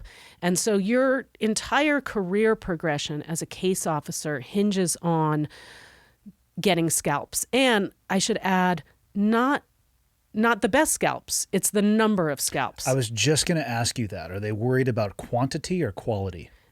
Quantity 100% over quality. Or let me put it this way. Quantity is going to get you ahead. So, you could have like a super source who's producing the best, most actionable intelligence, and that's keeping America safe. And that matters a lot less for your career than going through those career steps of getting a certain number of scalps, and also doing your time at headquarters and moving ahead and moving into management positions. To the point that, I found, I feel like I tried to recruit people that I thought had access to information that we wanted or needed. Wasn't always wholly convinced of it myself. There was a case that I was running that was handed over to me of someone who was just giving us useless information for a lot of money. And, I argued back to headquarters, like, this case is stupid. Like, we should get this person off the books. We should terminate the relation. And by terminate, I mean terminate the relationship, not terminate the person. So headquarters was like, no, this looks good. Like, we already have the money budgeted for it. It looks good for your career. It was that kind of thing that I'm like, I can't. It's a really hard job, and you're doing it 24/7. So you have got to, or at least for me, I had to believe that I was doing it for some real good reason, that, I was serving the overall mission. And so anyway, the case officer does that. That's the job of the case officer. And how that's done is kind of an interesting business, because basically you're trained, what part of your training is learning how to assess people for their access to information, their what's called placement and access. Do they have the placement and access to give you information you want? But also, like, their vulnerabilities. Like, what does that person have that you can exploit to get them to work for us? So that might mean, so-and-so's an alcoholic. He's underappreciated at work. You're going to be, I was the person who would feed his ego, who would make him feel important. I didn't feel bad about stuff like that, but there's other situations where, maybe it's someone who, very rare is the case that you can recruit someone for ideological reasons. So maybe it's someone whose son or daughter has a life-threatening disease, and we as the rich, connected American can get medical care for that person's loved one, but only if they're giving us information. And of look, course. Yeah, and that's the business. Like, the CIA is not in the business of humanitarian aid, and I get that. But for someone like me, I'm an idealist. I am a humanitarian, and it didn't sit well with me, especially because at the end of the day, I'm like, I'm not serving my country. I'm serving this organization, and I'm not convinced this organization is serving our country as well as it could. Yeah, another way to describe what you were doing with people would be manipulation. Yeah. For sure. Yeah. Their motivation, behind it, or what they were getting out of it, could definitely change. But yeah, you guys were in the business of finding leverage. Absolutely, 100%. And again, there's nothing, and it is kind of a dirty business, but you also, like, when I was a teacher, every night when I got in bed, I was like, I did something good today, or now working for Deliver Fund, I'm like, I don't need to convince myself or anyone to convince me that I am doing good in the world. I am not taking up space on planet Earth and not doing good. And I didn't feel that way when I was working for the agency. And again, it's not, that's not really to denigrate the organization or even the cause. It, as I said, it is how else are you going to get human intelligence? It is what it is. But it's important to remember how it works, because that points to all of the frailties of why human intelligence will never be perfect. I think it's important. I think it can be incredibly valuable, but I don't know if we took a tally of all the value of human operations and the damage, or the ones that are just useless. I don't know how that would come out, because you have all these kind of weirdos at play in the system. You have the case officers who are weirdos, who have their own agenda, their own careerism. We had case officers who made up sources. The sources didn't even exist. But because they needed sources to further their career, they made them up. Well, when you put the emphasis on quantity versus quality, that's exactly what's going to happen. If you say to your people, or maybe if you don't even say it, just allude to it, that the key to ascension is quantity, well, don't be fucking surprised when you have a quality issue, but no problems with quantity. Yeah. That's just reading the terrain in front of you as somebody who's going to play that game and going, okay. Yeah. Like, this is what the organization values. I want to make a career out of this. This is what I'm going to do. And in the Balkans, where I was serving, and in a lot of places in the world where, the standard of living is much lower than it is in the United States, people want money. So, it's not, that was a target-rich environment for me as a case officer and for all of us over there, not because it was like in Macedonia, there were all the people with the access to information. It was because you had a lot of people who had a low standard of living and who also word spread, like the U.S. is paying for information. At that time, we were looking for Radovan Karadzic and Ratko Mladic, who were Serbian war criminals. Well, I can't tell you the number of times I'm sitting in an itchy wig in a lada filled with smoke, and some fat Serb telling me he knows exactly where they are, and I know he has no idea where they are, and listening to him tell me, the history of Serbia and, and Pristina and whatever. And I'm doing it because my mandate is to try to find out where these war criminals are. But this guy knows. He's like, if I go kind of string the U.S. person along for a while, I'll get some money. Is there a difference in success rates recruiting between male and female case officers? Well, before I wrote the book, I wrote an article for Washingtonian magazine before the book came out called "Why Women Make Better Spies," and so I don't have. That would be my suspicion. Yeah, like if I look at it from the people that I used to work with. Right? Yeah, male. Well, actually, the only people there still hasn't been a woman who has, I think, even gotten to the first day of Buds, but it's at least open to women. When I was serving towards the tail end, they opened it up, and it was a real sausage party, where I worked, right? And guess what we did? We fucking hung out together after work. So what would we talk about? Fucking work. Where would we generally be? At a bar. The number one way that you could have gotten information from any of us would be to send in a female. Right. Send in a dude, be like, get the fuck out of here. Women, like, would you like a drink? Right. It's like, there's, and that's why I was asking. It's like, one group will be more successful with the other. I'm just curious what the ratio, well, not the ratio, the success rate would be. Well, yeah, and I don't have numbers on that, but anecdotally, I can tell you that in my experience, the people who were the best, most effective case officers and recruiters were women. And I think there's a number of reasons for that. On the one hand, it's tried and true. Men are going to be more willing to talk to women. Yeah, because we're idiots. Yeah, and I didn't want to come right out and say it, but it is in the CIA manual. Men are idiots. No, but that's probably the first bullet point they got correct. Part of it, I think, is, and I'll say some things that are generalizations and probably not politically correct in some ways. But I, as a woman, I've spent my whole life tracking people and networks and, figuring out, like in college, memorizing the schedule of some guy I was interested in and planting myself in his path. Though that's a CIA bump. Yeah, it's not creepy at all, though, either, what you just described, because that was pre-CIA. You weren't getting paid for that shit.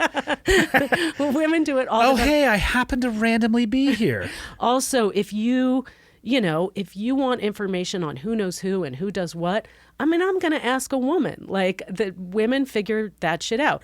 We also, I think, have better situational awareness, maybe not in the theater of war, but in cities. My whole life, I've been aware of who's behind me. You And view the world through a different lens on that for sure, Yeah, so with all of that kind of spidey sense that needs to be trained to men, already had that. Also, women, I feel like a lot of women have more refined powers of manipulation, which is a lot of what the job depends on.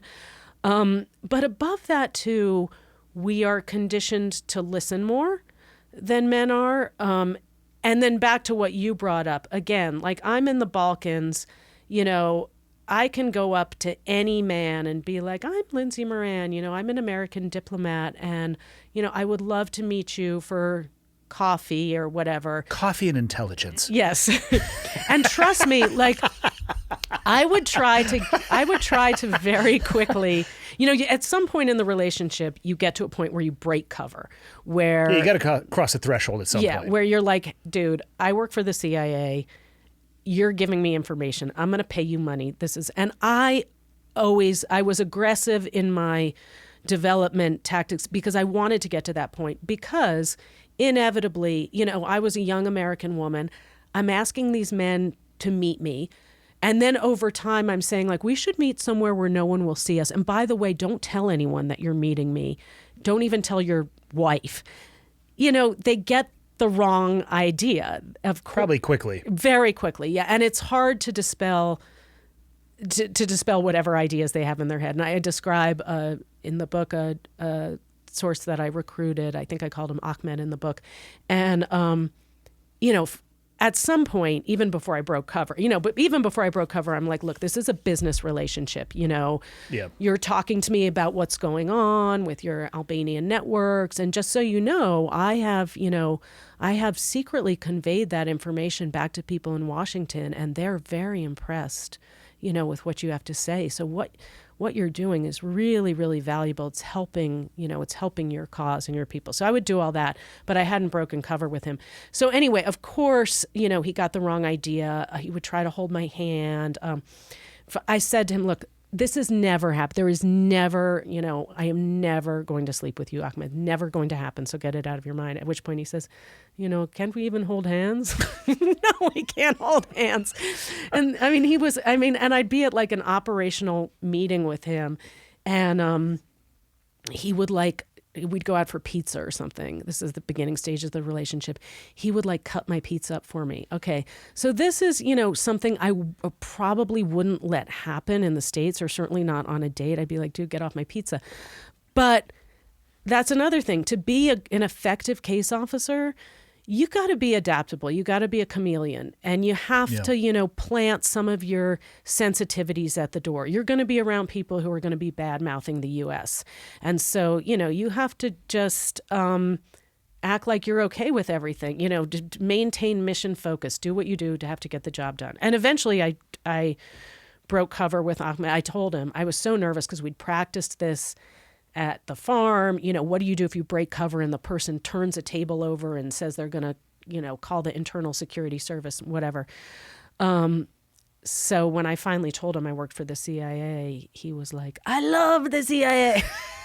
I'm like, oh, great. What do you do if they flip a table and they're going to call the security service? Well, in training, you remain very calm and you try to suppress your laughter. Because it's an act at that point. Right, because it's an act at that point. I don't know what you're supposed to do in that situation, but it shouldn't happen because you've been leading, when you're developing someone. Yeah. If someone does not know that you are CIA at that point, then if you haven't laid it on thick enough yet. Yeah. I've secretly transmitted your information. Right, yeah. You don't want a source who is that dumb.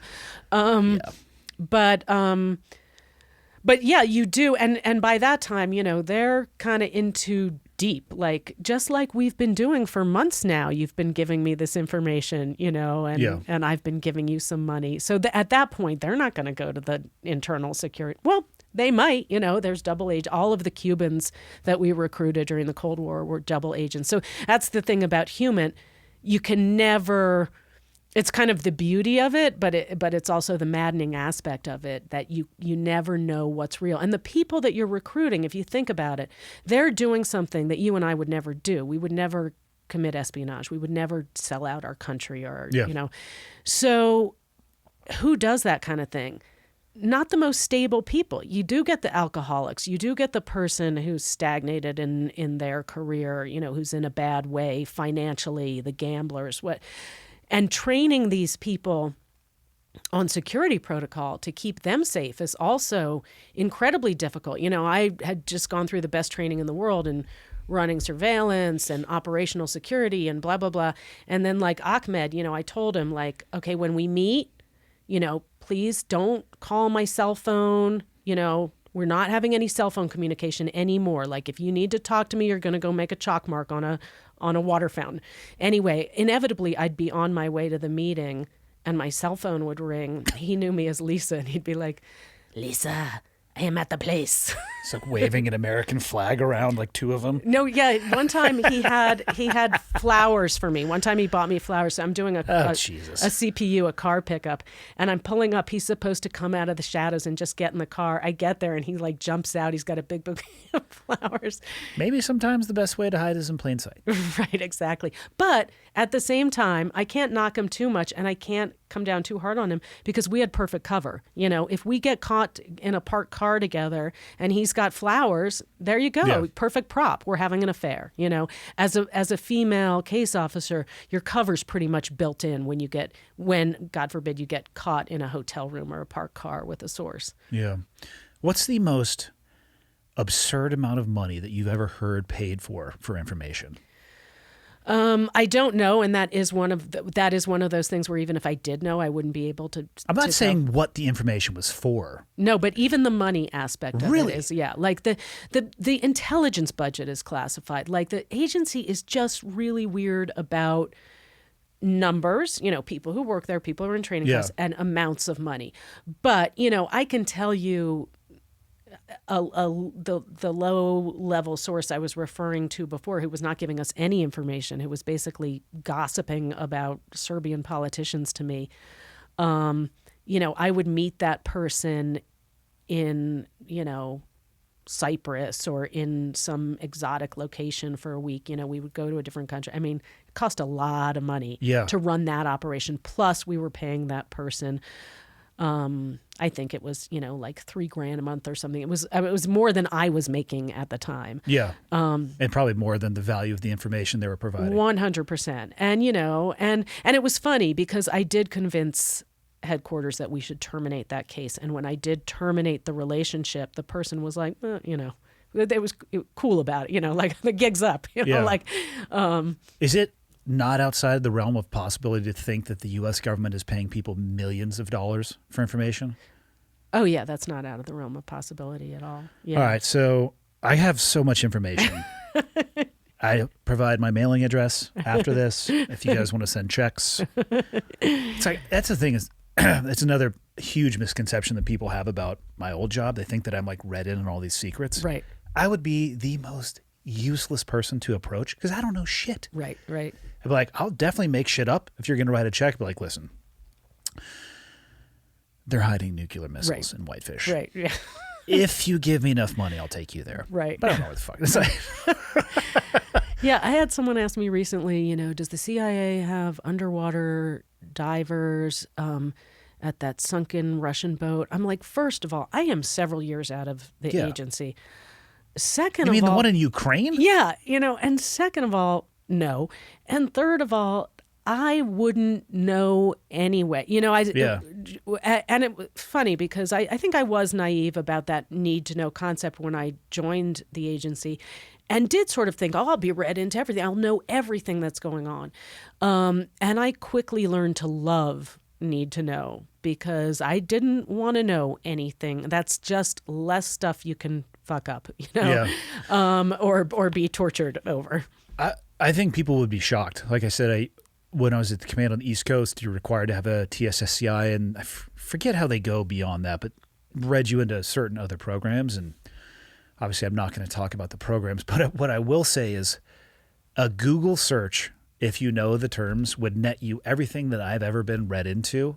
Right. And it's not that impressive. Right, yeah. It's like, huh. I saw that in a movie once. Right, yeah. No, I get that all the time. I get, female friends who are dating, can you find out everything there is to know about this guy?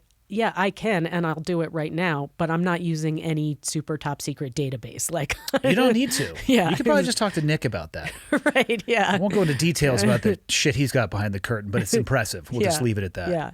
Yeah, you'd be better off calling up one of your buddies who's a local law enforcement and saying like, hey man, can you run this person's name? Right, yeah. Yeah. Wow. So how long did you serve in that capacity? 5 years. How was it? Because it sounds like in the initial pipeline, and you wrote about this in your book, there were some warning signs. Mm-hmm. Did they get better or worse for you as you continued along? Because you actually were serving in that capacity during 9/11, right? Yes. Yeah. Yeah. And so, it was funny because not funny, but by the time 9/11 happened, I was getting disillusioned with the organization because for the reasons that I already said, so I won't go into that. And then, interestingly, 9/11, it was afternoon. I was in Skopje, Macedonia, and it was the afternoon. I guess it would have been around 2 something, and I came back to the embassy, and everybody was watching TV upstairs where where only American embassy personnel was, and at that point, I think just the first plane had hit. And so when someone told me a plane flew into the World Trade Center, my first thought was the same as everybody else. It was a Cessna, whatever. First thought in your head is, idiot. Right, exactly. How the fuck could you hit that building? Right, exactly. Then the second plane hit, and I, of course, immediately knew, okay, it's Al-Qaeda. Most people, yeah. I don't think most people knew it was Al-Qaeda, but the Most chance that it was an accident completely vaporized. Right. But, I think probably for your community, certainly for the agency then, I knew who Osama bin Laden was. I knew about Al-Qaeda. I don't think I had ever heard either term, to be honest. Yeah, it was amazing to me. We used to use, a picture of bin Laden, in our target practice when we were doing weapons training. We had pictures of Saddam Hussein and we had a picture of bin Laden. We definitely had pictures of Saddam Hussein. Yeah. I don't remember any of bin Laden. They certainly came afterwards, though. Yeah. So, my mother had no idea who Osama bin Laden was when 9/11 happened. But anyway, so obviously, that event was devastating for the country and for all Americans. And I think for those working in the intel community, and particularly at the CIA, it was more so because, look, no matter how you spin it, that was an intelligence failure. It's amazing that more heads didn't roll or that no heads rolled after that. And, I liked George Tenet was the director when I was there, and I liked him. He was a good guy. He really kept morale up at the agency in spite of all that. But, it's pretty stunning that he weathered that event. In any event, what it did for me personally on a micro level was it kind of reignited my passion for the organization and the mission, because I'm like, all right, I'm not going to be sitting in cars with fat Serbs again, being asphyxiated. I am going to be, all of our efforts are going to move to counterterrorism. And in fact, the Balkans, where I was, that was very much a breeding and transit ground for Islamic extremists. And somewhat shortly after 9/11, I started to develop a source. And the way it works is you kind of got to get permission to develop you find a source and then you write back to headquarters, and this is who I'm developing. I'm going to work on this. And my management in the field was like, this is great. And the guy was in that circle, in the sort of Islamic circle in the Balkans. And headquarters wrote back, cease and desist. You can't develop this person. They have ties to Islamic extremism. So this was this weird period where we should be shifting all of our focus to CT and to develop, to infiltrating these networks. Yeah. And right off the bat, I was told oh yeah, you can't develop a source like that because he has ties to terrorists. And that's a little bit of the catch-22 in the gray area of human intelligence. When you are collecting intel on bad guys and you have to use someone to infiltrate that group, someone who's in that group is going to be on the CIA payroll. So, you're not going to get 9 times out of 10, great information of the local school teacher or the priest. You got to go for those people who have those connections. But it was like, after that, I'm like, oh my God, are you kidding me? And I somehow thought that all of a sudden the culture at the agency would change, and we would all come together and have this mission focus, and that kind of just didn't happen. I ended up in Russian language lessons for a follow-on tour that was going to be targeting Russians, not in Russia, but somewhere else in the world. And from that, I was surged into Iraqi operations at headquarters at Langley. So it wasn't like I was surged into Baghdad or, I was part of the invasion. But it was... So you came back to the U.S. at some point. Yeah. So I came back to the U.S. And started Russian language lessons. And then the build-up to the Iraq war started. Now, that was not my area of expertise, WMD, Iraq, anything like that. But I was taken out of Russian language lessons and put into Iraqi operations. And the head of Iraqi operations saw me in the hallway. He's like, yeah, welcome. And I knew him from the Balkans. And he was like, I got to tell you something. Like, we don't have any Iraqi sources. I'm like, oh, that sucks. No human sources? Yeah, like we've got no... I mean, there was this weird period where, CIA officers all around the world were like chasing Iraqis in their pajamas, cold pitching them because we didn't have any Iraqi sources. And, for those who really want to get into the weeds, I can't remember the name of the book, but maybe it's Curveball. It was Curveball. I think the title of the book is Curveball, but like almost the entirety of our human that the invasion was based on was from a source called Curveball, who was being run by the Germans, who was totally unreliable, complete drunk, and that's sort of probably single source too. Yeah. So, and then the other thing was every day I was open, I was reading the Washington Post or New York Times. It was like WMD and, links between Iraq and Al-Qaeda. And I was hearing about that in the media. And then I would go into my job in Iraqi operations and talk to analysts who had been working this issue for years, the real experts. And they're like, yeah, we don't have evidence of WMD, And I remember one analyst saying to me, the only link between Iraq and Al-Qaeda is like the letter Q. So again, I'm like, what the hell are we doing? And it was sort of at that point where I realized, this is not what I want to do with my life. And it wasn't just, I kind of try to make it seem like I walked out in this ideological blaze of glory. It wasn't all that, I was also approaching my mid-30s, and I wanted to have kids and start a family. I mean, I didn't even have a husband then, but I wanted to have kids. Yeah. And as I said, that life, that case officer life it's very difficult to sustain even your sanity, let alone the sanctimony of a marriage, of a family, because you're working all the time and you're lying all the time. And you're operating in the gray, and your moral compass, it starts to twitch. Yeah, it starts to twitch. And the same woman who told me I would end up marrying one of the CIA assholes, she told me another thing that did end up being true. She said, you got to watch out because you start lying for your job and you end up lying about everything. And I remember thinking that would never happen to me. I can compartmentalize. I can lie because I need to lie for work. Mm-hmm. But when your life is a lie, you end up lying about everything, and it messes with your brain a little bit. I could totally see being lost in that. Yeah. Like and it's not so much even an issue of keeping the lies straight as when you lie and there's no reason to lie, or you lie to people you don't have to, or you lie for kind of stupid or mundane reasons, your relationship suffers and you can't communicate with people. You become a weirdo, The place attracts weirdos, and if you stay there 25 years, you're going to be even weirder. And what's funny is the CIA is a place where, they want people, they want case officers who are outgoing, who are extroverts, who will talk to anyone. And that's certainly who I was and who I am.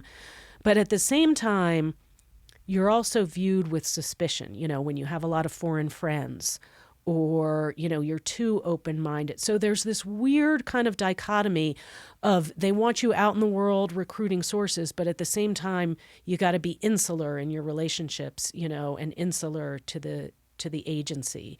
And the agency comes above all else. It comes above your family. It comes above everything. So how did it go from like the head intelligence analysts in Iraq saying, we don't have shit, to Colin Powell briefing the UN? Yeah.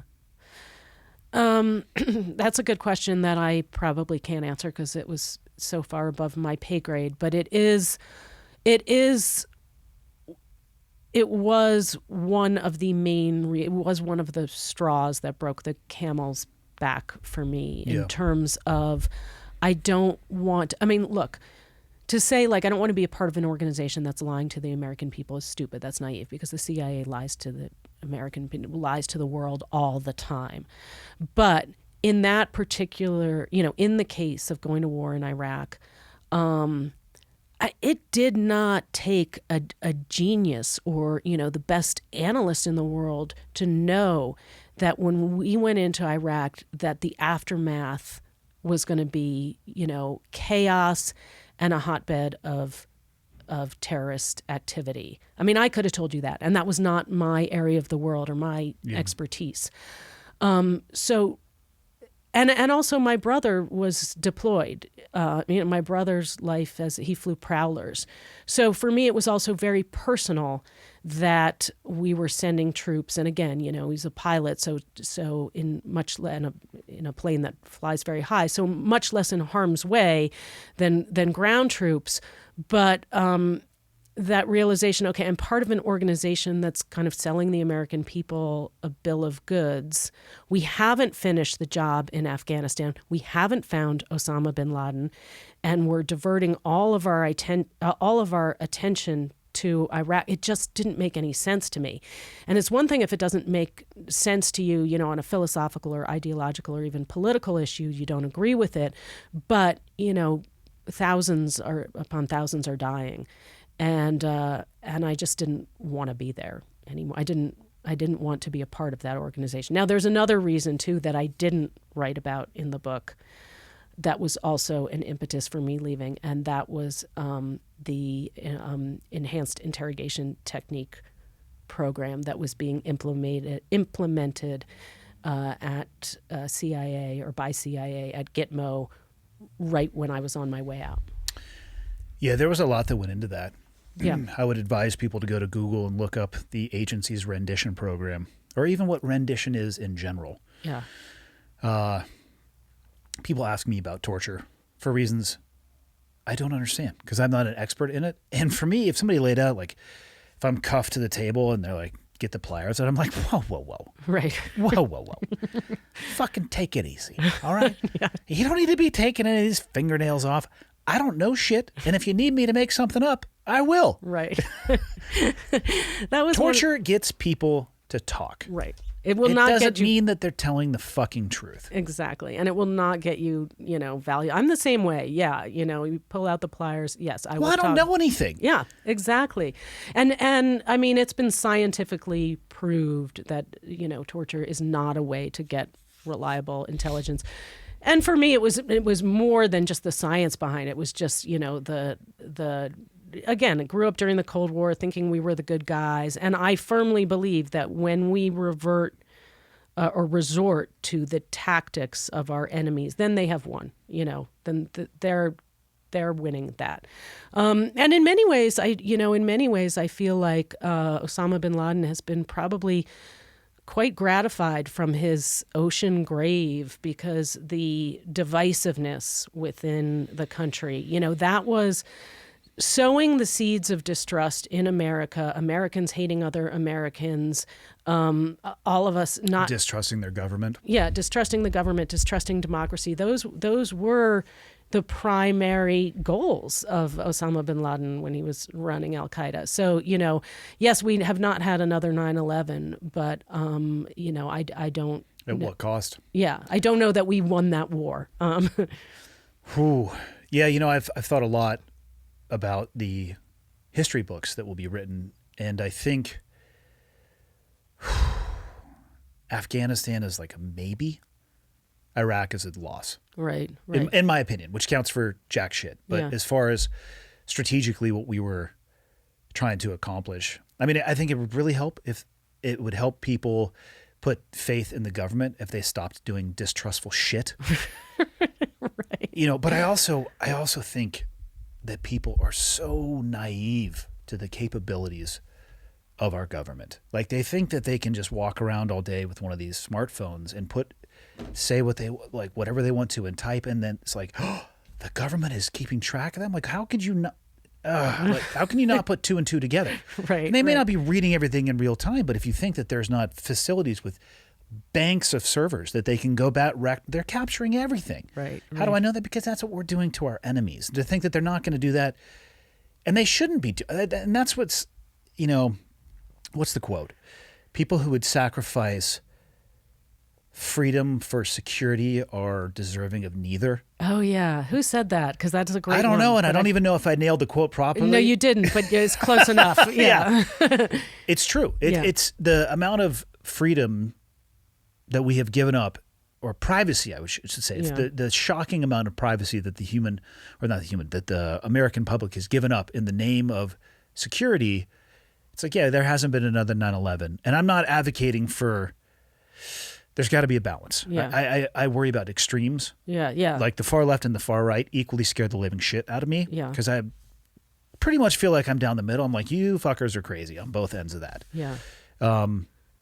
And it is the, you know, for our enemies, and I'll include Putin and Russia in this. That's, you know, he set out to sow division and divisiveness. It's working. And it's worked 100%. You know, to a certain extent, I feel like, I mean, I don't know what he's doing now, but for years he was playing chess and we were playing like tiddlywinks.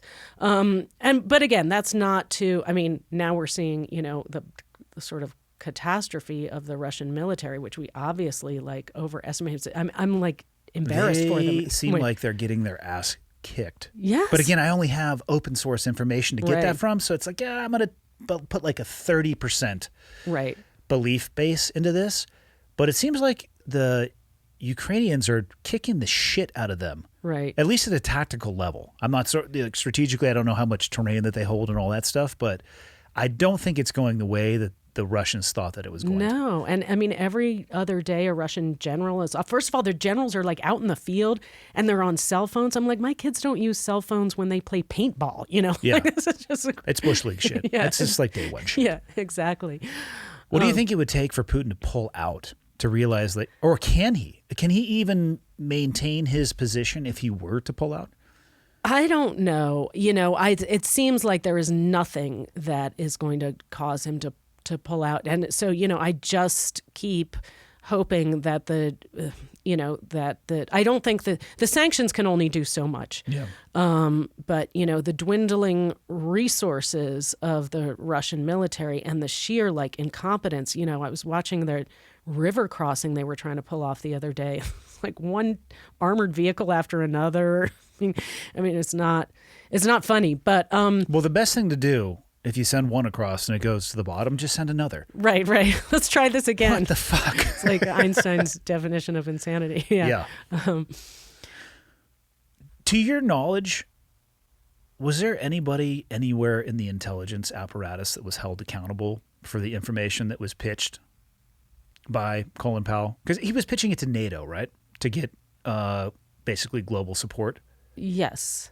Do you know of anybody that was held accountable? Because, I mean, No. I don't know the correct terminology to describe the information. In hindsight, I would describe it as bullshit. Mm-hmm. I mean, the element that I was with, so I was staged in Saudi Arabia in early 2003, and the first target that we actioned, I was a JSOC element at the time, was the number one chem bio target in Iraq. The number one. It was an agricultural school. That's what it was. It was supposedly like this chem bio facility, and we get there and there's textbooks Wow. in a greenhouse that had the tomato plants growing in it, you know. And I remember looking at we were briefed on it before we went over, and looking at the satellite imagery, and it's like, look at the amount of air conditioning units on the top of the roof. I'm like, yeah, it's hot as fuck in Iraq in the summertime. Maybe that's why they have AC on the roof. And there was this outlying building, and there would be a couple times a year, there would be this tunnel that looked like it was connected. And it was a fucking greenhouse. It was a glass greenhouse. And for whatever reason, it was like a visqueen attachment that they would put on it. And I have no idea why. But it was made to look as if it was the number one chem bio facility in Iraq. And to my knowledge, to this day, we've never found a lick of chem bio in Iraq. And that was the whole basis of why we went there. Yeah. No, I don't know of anyone who was held accountable. And I should say that was a kind of another issue. Accountability is not a big thing at the CIA. It's more let's sweep things under the rug. Well, I feel like they probably are very insular with their failures, if there are even any that are recognized. Right. Insular with their failures, sometimes insular with really poor unethical behavior. And and they're able to do that because they have that cloak of secrecy. Because if they're asked any questions, they can always say it's a secret. But yeah, I mean, I saw crazy stuff happen and there was little to no accountability. In your experience before you left, when the enhanced interrogations were ramping up or being used, was that supported? Or was it divisive inside the agency? I don't know, because I left. And I mean, but I don't mean it like at a doctrinal level. I guess from just like an individual level, like people are like, "Fuck, we shouldn't be doing this," and other people were like, "Screw it, these are our enemy. Do whatever you have to." Right. So I will say, right after 9/11, I think the agency kind of went on a recruiting spree. And the people that they were I think they, again, put quantity over quality. So there was, all of a sudden, everybody's gung-ho American, let's go out and let's get the terrorists. And the agency hired a ton of people and might not have been as discerning as they could have or should have. The issue of torture, though, what was so weird to me about that was that, first of all, torture was never even really discussed when I was it would never, we weren't even trained to interrogate, because that's not what a case officer does. Like, I take guys out to dinner and go duck hunting with them for 6 months and trying to get them to give me information, and I'm being really nice. I'm never going to be interrogating them. Even when I'm paying them money and they're giving me information, the most I'm going to be is like, chop, chop, I need some information or you're not going to get your money. But I'm not going to be waterboarding anyone. I'm not going to be shining a light in someone's eyes. That's just not how we operate. And the reason we don't operate that way is, number one, it's immoral. And number two, it doesn't get you good intelligence, as we know. So any case officer worth his or her salt, I think, would have argued that torture is not effective. All that said, there was a sense of desperation, collective desperation, following 9/11, because it was so catastrophic and so devastating and such a ginormous failure that I think there were probably people who were just like, we just got to do whatever we got to do. We just have to do whatever we have to do to get information. So I imagine it was divisive. I mean, part of the problem we found out much later with the agency's program was that it was run by these two contractors who were just collecting a shit ton of money, not producing any intelligence, and basically just waterboarding. So not only was it, did we forsake our moral high ground in using torture against our enemies, but we also didn't get anything out of it. We didn't get any actionable intelligence. It took us 10 years to find Osama bin Laden, and that was because he wasn't using tech comms, and all the people we tortured did not lead us to Osama bin Laden. It was a group of wonky female analysts at the CIA who finally put all the pieces together and led us to Abbottabad. In your professional opinion, what do you think the odds are that Pakistan did not know that Osama bin Laden was a few miles from their West Point? They must have known. There's no fucking way they didn't, right? They must have known. And how that works in like a friendship, like, if I found out, one of my friends had been aware that the person who killed my whole family was like in a shed down the street and they just decided, not to tell me about it. For a good decade. Yeah. But even, and so I don't know if you heard about the operation that the agency undertook to try to find out if bin Laden was in Abbottabad. But they used this to collect DNA from people in that area. They offered free polio vaccines. So some Yahoo, I can see someone in headquarters being like, I've got an idea. Why don't we give out polio vaccines and we'll get all the DNA? Well, might have been a good idea, but it ended up getting leaked. And all of a sudden, in Abbottabad and in Pakistan, polio vaccines were associated with the CIA operation. People stopped getting them, and there was a resurgence of polio. Yeah, in the area. And that's the kind of thing, I can just imagine, like, people sitting around the table and someone has this idea, all these CIA people, that's a great idea.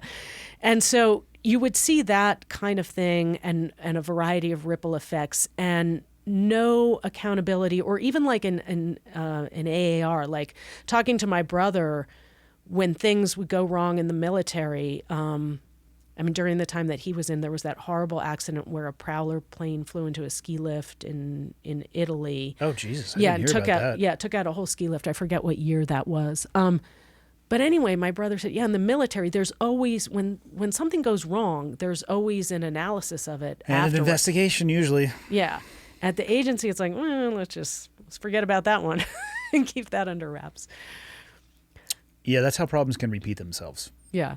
And that's another thing. And I hate to sound like I'm only criticizing the organization, because I do feel like it serves an important function. And I did meet some of the best people I've ever known in my life there, and some of whom are still there.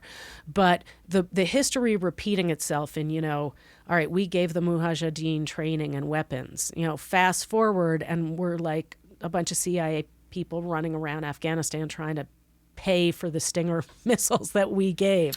Yeah, now the Taliban's flying Blackhawks around. Yeah. So this happens again and again and again. And there's got to be a better way. I don't know what the intelligence budget is, but it's big. It's huge. And so one of my reasons in writing the book was I didn't want to reveal any classified information. I had to have the book vetted by the CIA, obviously. There were two things, well, maybe three things I wanted to do. I wanted to put a human face on what it is to be a spy, to be a CIA case officer, because that really had never been done before. And I did want to give Americans a glimpse into the way things work or don't work over there, because I do feel like, short of revealing classified information, Americans deserve to know if there's a big dysfunctional organization that we pour a lot of money into it.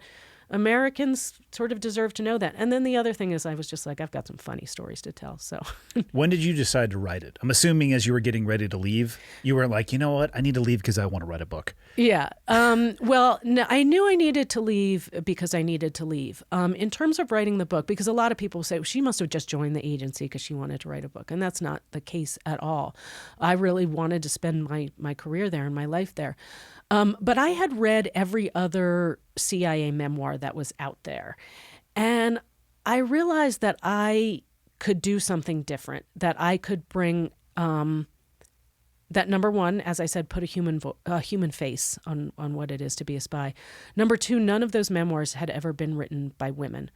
And number three, all of them, even those that were somewhat critical of the agency, Bob Baer's memoirs, they all maintained the allure of the CIA as this mythical, omnipotent organization.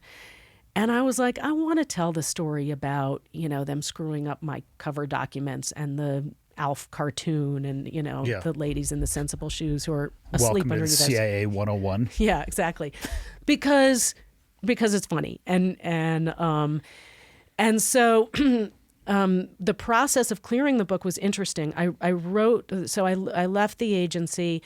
I wrote the first 4 chapters of the book. I was still actually working as a contractor. So again, I didn't leave in this big blaze of glory. I was working as a contractor. I wrote the first 4 chapters and I sent it to what's called the Pre-Publication Review Board, which is the entity at the CIA that vets anything written by anyone at the CIA and for classified information. And I didn't hear from him. And then finally I called the PRB's office and, I said, hi, this is Lindsay Moran. I sent you 4 chapters of a memoir I'd like to write. Wanted to see the status. I haven't heard from you guys in weeks, or I think it was even months at that point. So I'm assuming everything's okay. I'm going to send this to an agent, a literary agent. And I hung up the phone and it was like, bling! and the guy who was head of the PRB at the time, he said, he told me to give it up. He's like, you will never get this book clear. It's never going to happen. It's not going to happen. And I asked him why, and he just said, it's just not going to happen. So give it up, don't.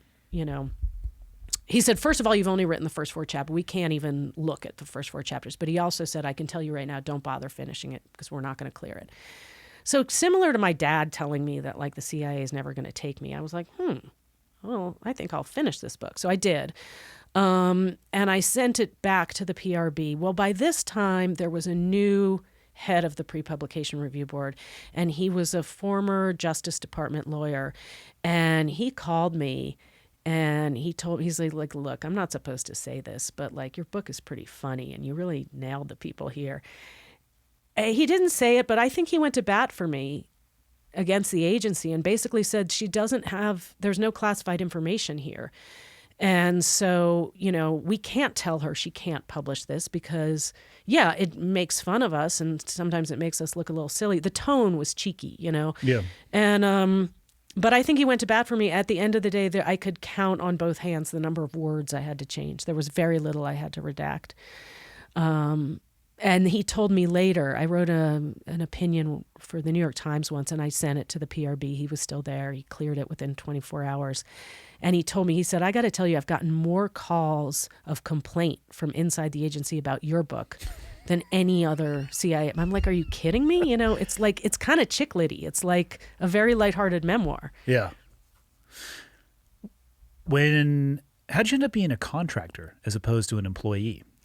Well, I knew I was on my way out, and this was a weird time at the agency where there were contracting companies that were kind of poaching people inside the cafeteria and hiring them back to do their original job. I wouldn't have been hired back to be a case officer, but I was hired back to work on a CIA contract unrelated to anything I'd been doing before. And it was, to be perfectly honest, it was really boring work. I mean, it was the kind of thing a trained monkey could do. Not to say there wasn't value to that work.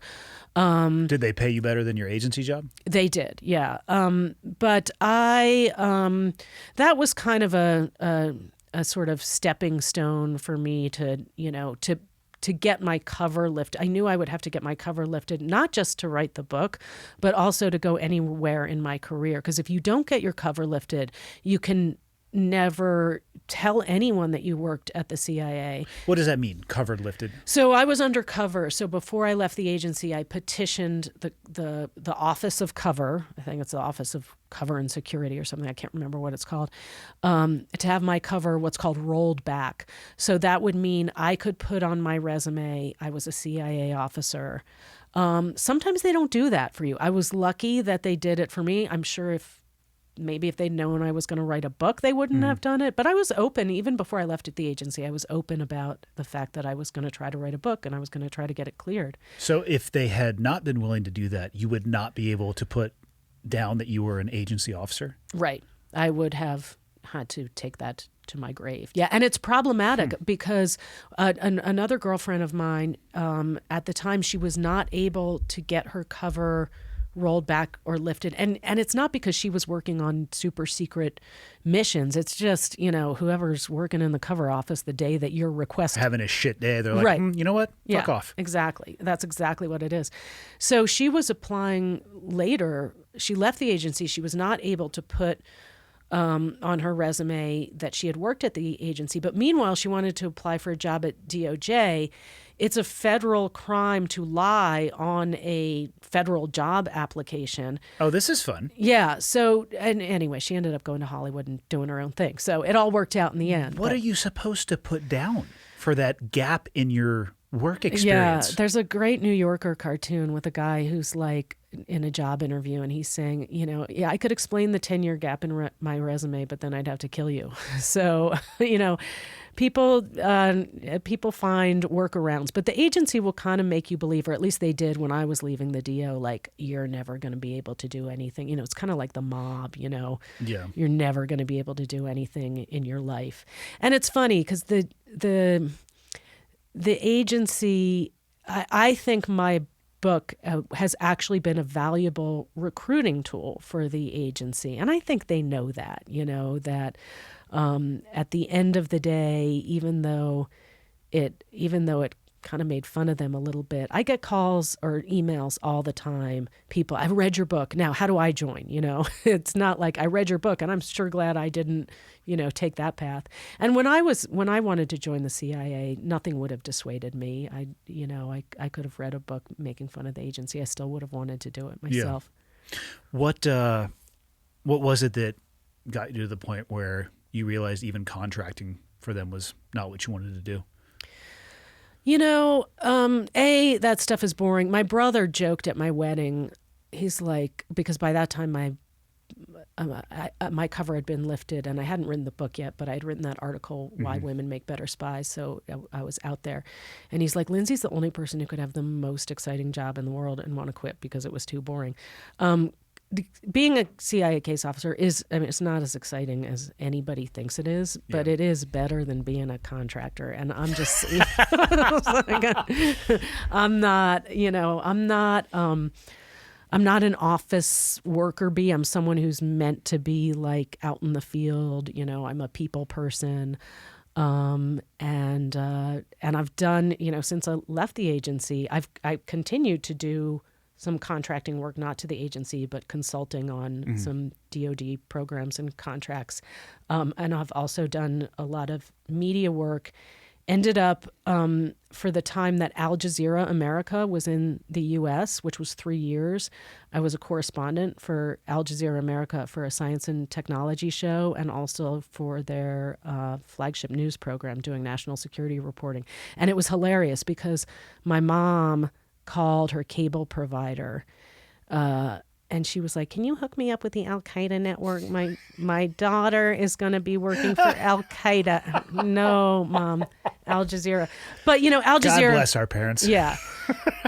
Al Jazeera was never going to, they got that terrible rap with the U.S. audience. Yeah. Al Jazeera America was never going to make it. No. In the U.S. And it's a shame because it was really quality programming. It was high quality, apolitical, non-biased. I mean, I was doing a technology show, so that, there wasn't any political bent to it. But, nobody was watching it. They got a terrible deal with the cable providers. I used to joke we could have a Google chat with like our 9 people watching it, one of whom was my mother. So they packed up and left. But I'm sure I was the only person to have worked for the CIA and Al Jazeera at some point. It's likely. It's likely. Yeah. Was it hard for you to put what you used to do in the rearview mirror? I mean, the training, the looking for surveillance, all the things that you did. Was it easy for you to put down, or does it still have an impact on your life? It still has an impact on my life. And I still kind of have one foot quasi in that door. I'm still very involved with the community and doing training and assessments and consulting work. And in terms of the security stuff, I'm a much better driver than I was, the multitasking that you do as a CIA operative pales in comparison to what you do as a mother. So, yeah. I feel like all of that training and experience, that I've taken all the good from it. Now, it did take me a while to stop lying, to be honest, to realize, I don't have to lie to, and I don't have to lie about stupid things. I don't have to. It's weird how that becomes, how your muscle memory, when you're lying all the time, your muscle memory becomes lying. Yeah. I'm not a super paranoid person. You would think coming out of the agency I'd be super paranoid, but I do have situational awareness, and I think I read people well, but I don't know that was the training, or those are kind of the skills that I went into with the organization. Probably both. Yeah. And I should, to bring this full circle and go back to what I'm doing now in Deliver Fund, I should say, because I think I haven't said so yet, the human trafficking issue was something that I saw firsthand and first in the Balkans when I was serving in the Balkans, economically depressed area, and that area of the world was ripe for and rife with human trafficking, and particularly sex slavery. And I saw that, and it bothered me a lot. And there was nothing I could do about it because, I would talk to my station mates or even people at the embassy or right back to headquarters about this issue. And that just wasn't our mandate. We had no collection requirements for human trafficking. So here was this thing that, really bothered me at a visceral level. I mean, there's no more kind of pure indication of evil than humans enslaving other humans and the sex trade and sex trafficking. And I wanted to do something about it. And one thing I found out just very recently, actually I think I was listening to when Nick McKinley was on your podcast. When he had been at the agency, which was after me, had actually tried to go over and volunteer some services at NCMEC, the National Center for Missing and Exploited Children. I tried to do the same thing when I was living in D.C. But when you're at the agency, you have to report every outside activity you have. So like going over and kind of freelancing at NCMEC, the agency was like, no, you're not. And I get it now, like that, God forbid a place like NCMEC, be tainted by some kind of bizarre CIA affiliation. So I understand it. But it was just interesting to me. I think both Nick and I saw this issue in our capacities, in our different capacities at the CIA, and both of us had the realization that there was not an organization or an agency that was attacking this problem, or that was looking at this problem, or putting resources against this problem. So when you think about that slavery exists, on a global scale, that slavery exists in the United States of America, and nobody's really doing anything about it. I think that was exactly something that bothered me. And then when I found Nick and Deliver Fund, I was like, oh my gosh, this is the search for my Mecca that I've been looking for, where I can bring my talents, my training, my experience, and my personality to do good. And I know I'm doing good. Yeah. And using the techniques and tactics of a case officer to convince people that this is where they should be. To open up their checkbook. Yeah. You want to do something good? Here, write us a check. So yeah, it's super exciting for me. That sounds awesome. Do you think that the U.S. intelligence organizations have the appropriate amount of oversight? That's a tough one. I think it's almost like they have the wrong kind of oversight. And I don't really know what the solution to that problem is. But, even the Congressional Intelligence Committee is kind of clueless in a way about how intelligence works and doesn't know how to ask the right questions, really, or the really pertinent questions. And I've testified before to the Intelligence Committee right after I left the agency, and even talked to the Intelligence Committee before I left the agency about issues at the CIA.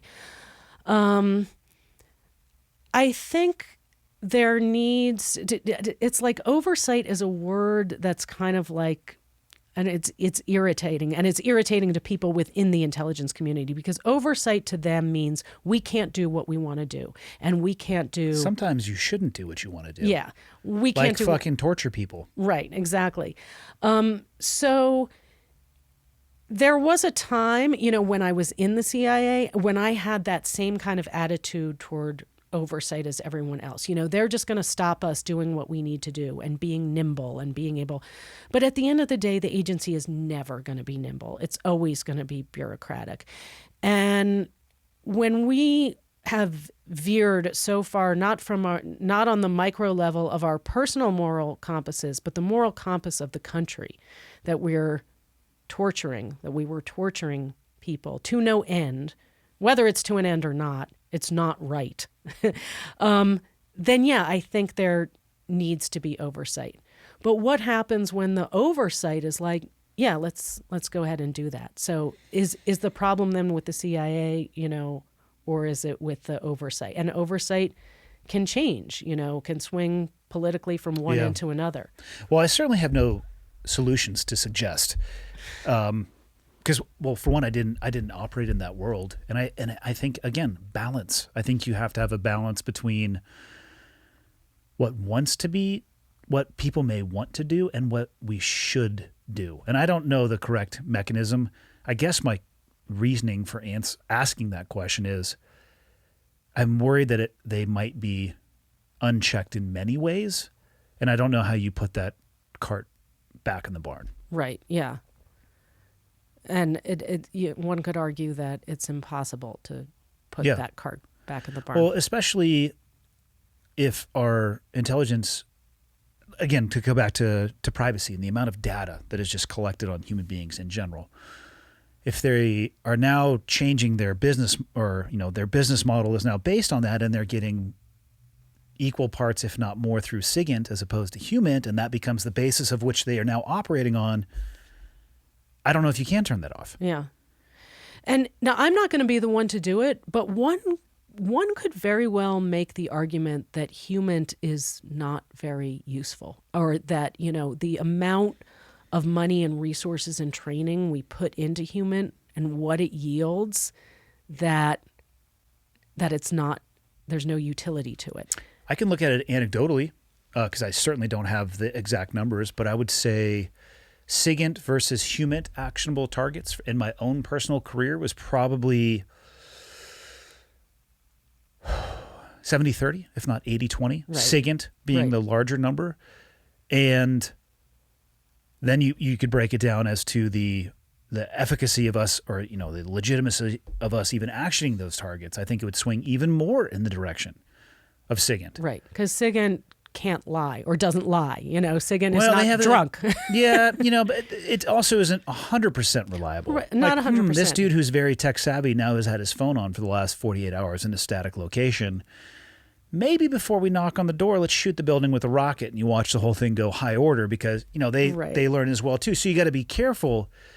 But yeah, you find somebody via a SIGINT route and you see them moving, and then you can collect the dots with all the other ways that SIGINT can be tied together, versus a source comes in Iraq and says, hey, so-and-so is a terrorist cell leader living next door. And you action the target, and you find out that 4 generations ago, a dude's goat got stolen. Right. And that was their way of trying to pay them back. Right. And that situation you're describing happened again and again and again, and how many of those people that we kept in Gitmo for years, how many really were terrorists, and how many were someone, who, like, their neighbor had a vendetta against them because of the goat or whatever.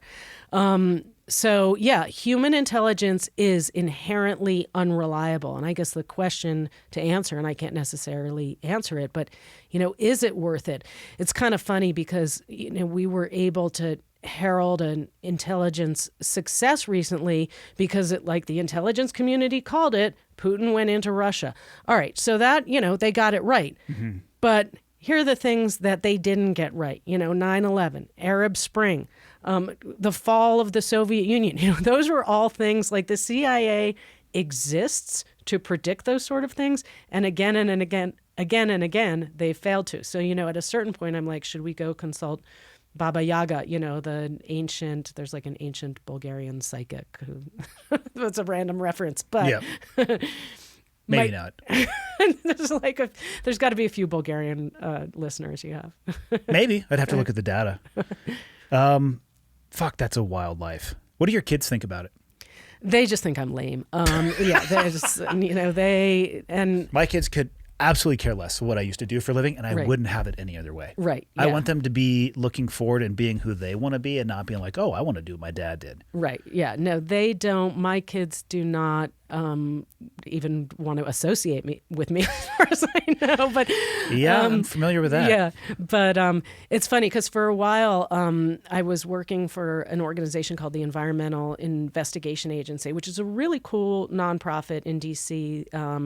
And they do undercover operations to track environmental crime and environmental criminals. And yes, super impactful, small, nimble organization. I was not doing any of the really cool undercover work. I was the head of communications. But at one point, I told the kids that I was going to do an undercover op for EIA. And they're like, oh, okay, cool. Can we come? And I'm like, yeah, we're going to Home Depot and we're going to ask the cashier where the plywood's from. Because there's a lot of wood that is illegal to import into the United States. I learned all this when I was at EIA, and my kids were just like, that is the lamest thing ever. You're like, let us know how it goes. Right, exactly. We'll stay here, Mom. We're not Order us a interested. pizza. Yeah.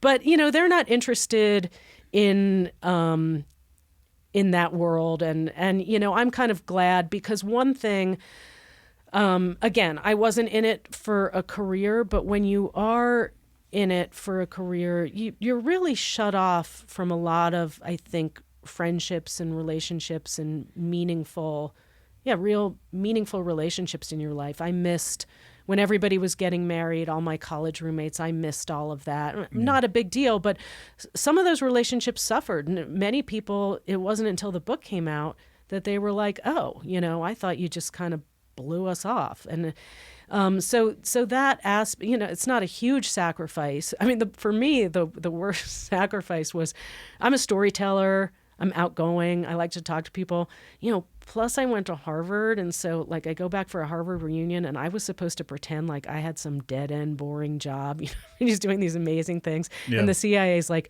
make yourself sound as boring and unsuccessful as possible, and I'm like, okay. Thank you for the spectacular guidance. Yeah. It's like, nothing ever happened. One of my classmates is like the CEO of Facebook or whatever. I'm like, yeah, I work in the basement in regional affairs. What region? I don't know. Yeah. Good God. You going to write another book? I have another book in me. I do. I will tell you. So yes, I will before I die. But it's funny. People always ask me that. Are you going to write another book? And I'm kind of like, I had something to say and I said it. And I haven't really had anything that I feel like I have to say. But it's been percolating for many years now. I am a terrible fiction writer. I did spend a year working on a novel because after Blowing My Cover came out, my agent and editor wanted me to write like a spy novel. I don't read spy novels. I can't write spy novels. My dad It probably would drive you insane. Yeah. My dad at one point was like, why don't you just do what Tom Clancy does? I'm just not a Thanks for the advice, yeah, Dad. I'm not a good fiction writer. Blowing My Cover did not take me long to write because it was easy for me. It was all in my head. One of my best friends is a novelist, and she had a novel that came out a couple of years ago called Beautiful Bad. And this is probably like my favorite story, and I've told my kids it 100 times and they still don't think I'm cool. But anyway, one of the main characters was based entirely on me. And although she was kind of a villain, it's sort of like the worst iteration of me possible. But anyway, my friend was really worried about what I would think reading the book because it was based on me, but the plot is totally fictional. And I said, look, I don't care if I eat my own in the book. If it helps you sell it, great. Just don't use my name. Anyway, she eventually sold it in a 3-way bidding war to HarperCollins. And so after it was sold, the character that was based on me, who was named Joanna, was a CIA operative, a case officer. So after it was sold, the editors told her, look, this character is not relatable because she's just like too badass. Like people like that don't exist. So you can't make her a CIA person. So she changed it. She turned her into like an NGO worker. But I'm like, I was too badass to even be believed. So I've told my kids that. They're like, yeah, no. You could do like my buddy Jack Carr does. He writes fiction-esque books. I think a lot of details are very accurate, specifics when it comes to not necessarily like tactics, but equipment-wise, thought process. And then he can just kind of tell whatever story he wants to, but it's through the lens of realism in his own experience. Yeah. I think what I'll do next is probably sit down and write a nonfiction book and then return to it and fictionalize it. Yeah. That may be what he does. I'm not sure, because there's a lot of accuracy in it for people who would know what they're looking for, but it lands in the fiction section. So he has a lot of creative license with it too. I love writing. Writing was always my first love. And I love it I like to entertain people. I like to evoke emotion in people. And, I'm not an artist. I'm not a musician. I have no talent there. But I feel like writing is something I can use. I can use to do that. I don't like and have never wanted writing to be the way that I make my living, because that's just too damn hard. And it tied to it, yeah. Yeah, it ruins the whole process. Like when I wrote Blowing My Cover, I was like, this will be fun. I think I'll write a book. If I thought that I had to churn out a book every year, it just wouldn't happen. And the novel that I wrote was complete shit. I think that and my agent and my editor were like, yeah, you've got to rewrite this. And I'm like, no, I never want to see it again. Be like a good inside cover. Like, this novel is complete shit. Right, yeah.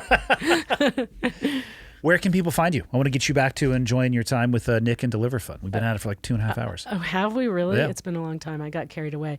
Do you do social media at all? I do social media. I'm a little haphazard about social. I'm not one of those people who like tweets every day, or Instagram. I'm new to Instagram. I made my first TikTok the other day, which my younger son said, you have no idea. I said, I have 0 likes. He said, that's because you have no idea what you're doing.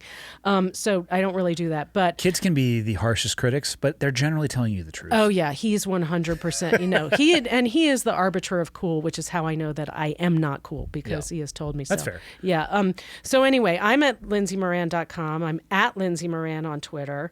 Or, you could go to deliverfund.org and donate. Yeah. Or you could get in touch with me and donate through me. At Lindsay Moran, lindsaymoran.com, linsmoran@gmail.com. People can email me. I'm kind of an open book at this point. And I love hearing from people. I'm also a freak magnet. I get a lot of kooky overtures, but that's okay too. Whatever you're into, whatever floats your boat. I don't judge, except about trafficking. Yeah, that should be very that's harshly. It's like another thing that I'll say about that effort and that mission is, that's a clear delineation between good and evil, and it's like it brings me back to the black and white days of my youth. You're either with us or you're against us, and if you're against us, you're a bad person. I keep offering Nick my services, but he doesn't want me to go to jail. So. Yeah. Closing thoughts. What do you want to close with? This has been really fun. It's awesome. Yeah, I've really enjoyed meeting you, and we need to get the whole Deliver Fun gang together. I know. Day. Yeah, it's growing. We could do like an a cappella thing. I actually hate a cappella. It can get out of control sometimes with that many people, but I think we could stay on task, on target. It's an important topic. Like I said, my eyes were opened after talking to Nick the first time. I'm like, oh yeah, I've never seen or been around that. Then you think for a bit, like, oh, yeah, I definitely have. Yeah. No, it's an important topic. And the other thing that's appealing to me and should be appealing to everyone in this country about devoting your resources or talents or money to this issue is it's one of the few things that hasn't been, this is an apolitical issue. This is like, it crosses it cuts across politics too. Yeah. And so for someone like me who's, I was bothered by the politicization of the CIA. I'm bothered by the divisiveness in this country because I think it's eroded our standing in the world. It's eroded our morale, and I think that's one of the things that makes our moral compass as Americans twitch. So, ending global slavery, ending slavery here in the United States, like that's a field that's open to everybody. Couldn't agree more. Yeah. Awesome. Until next time. Thanks for having me. Yeah, of course.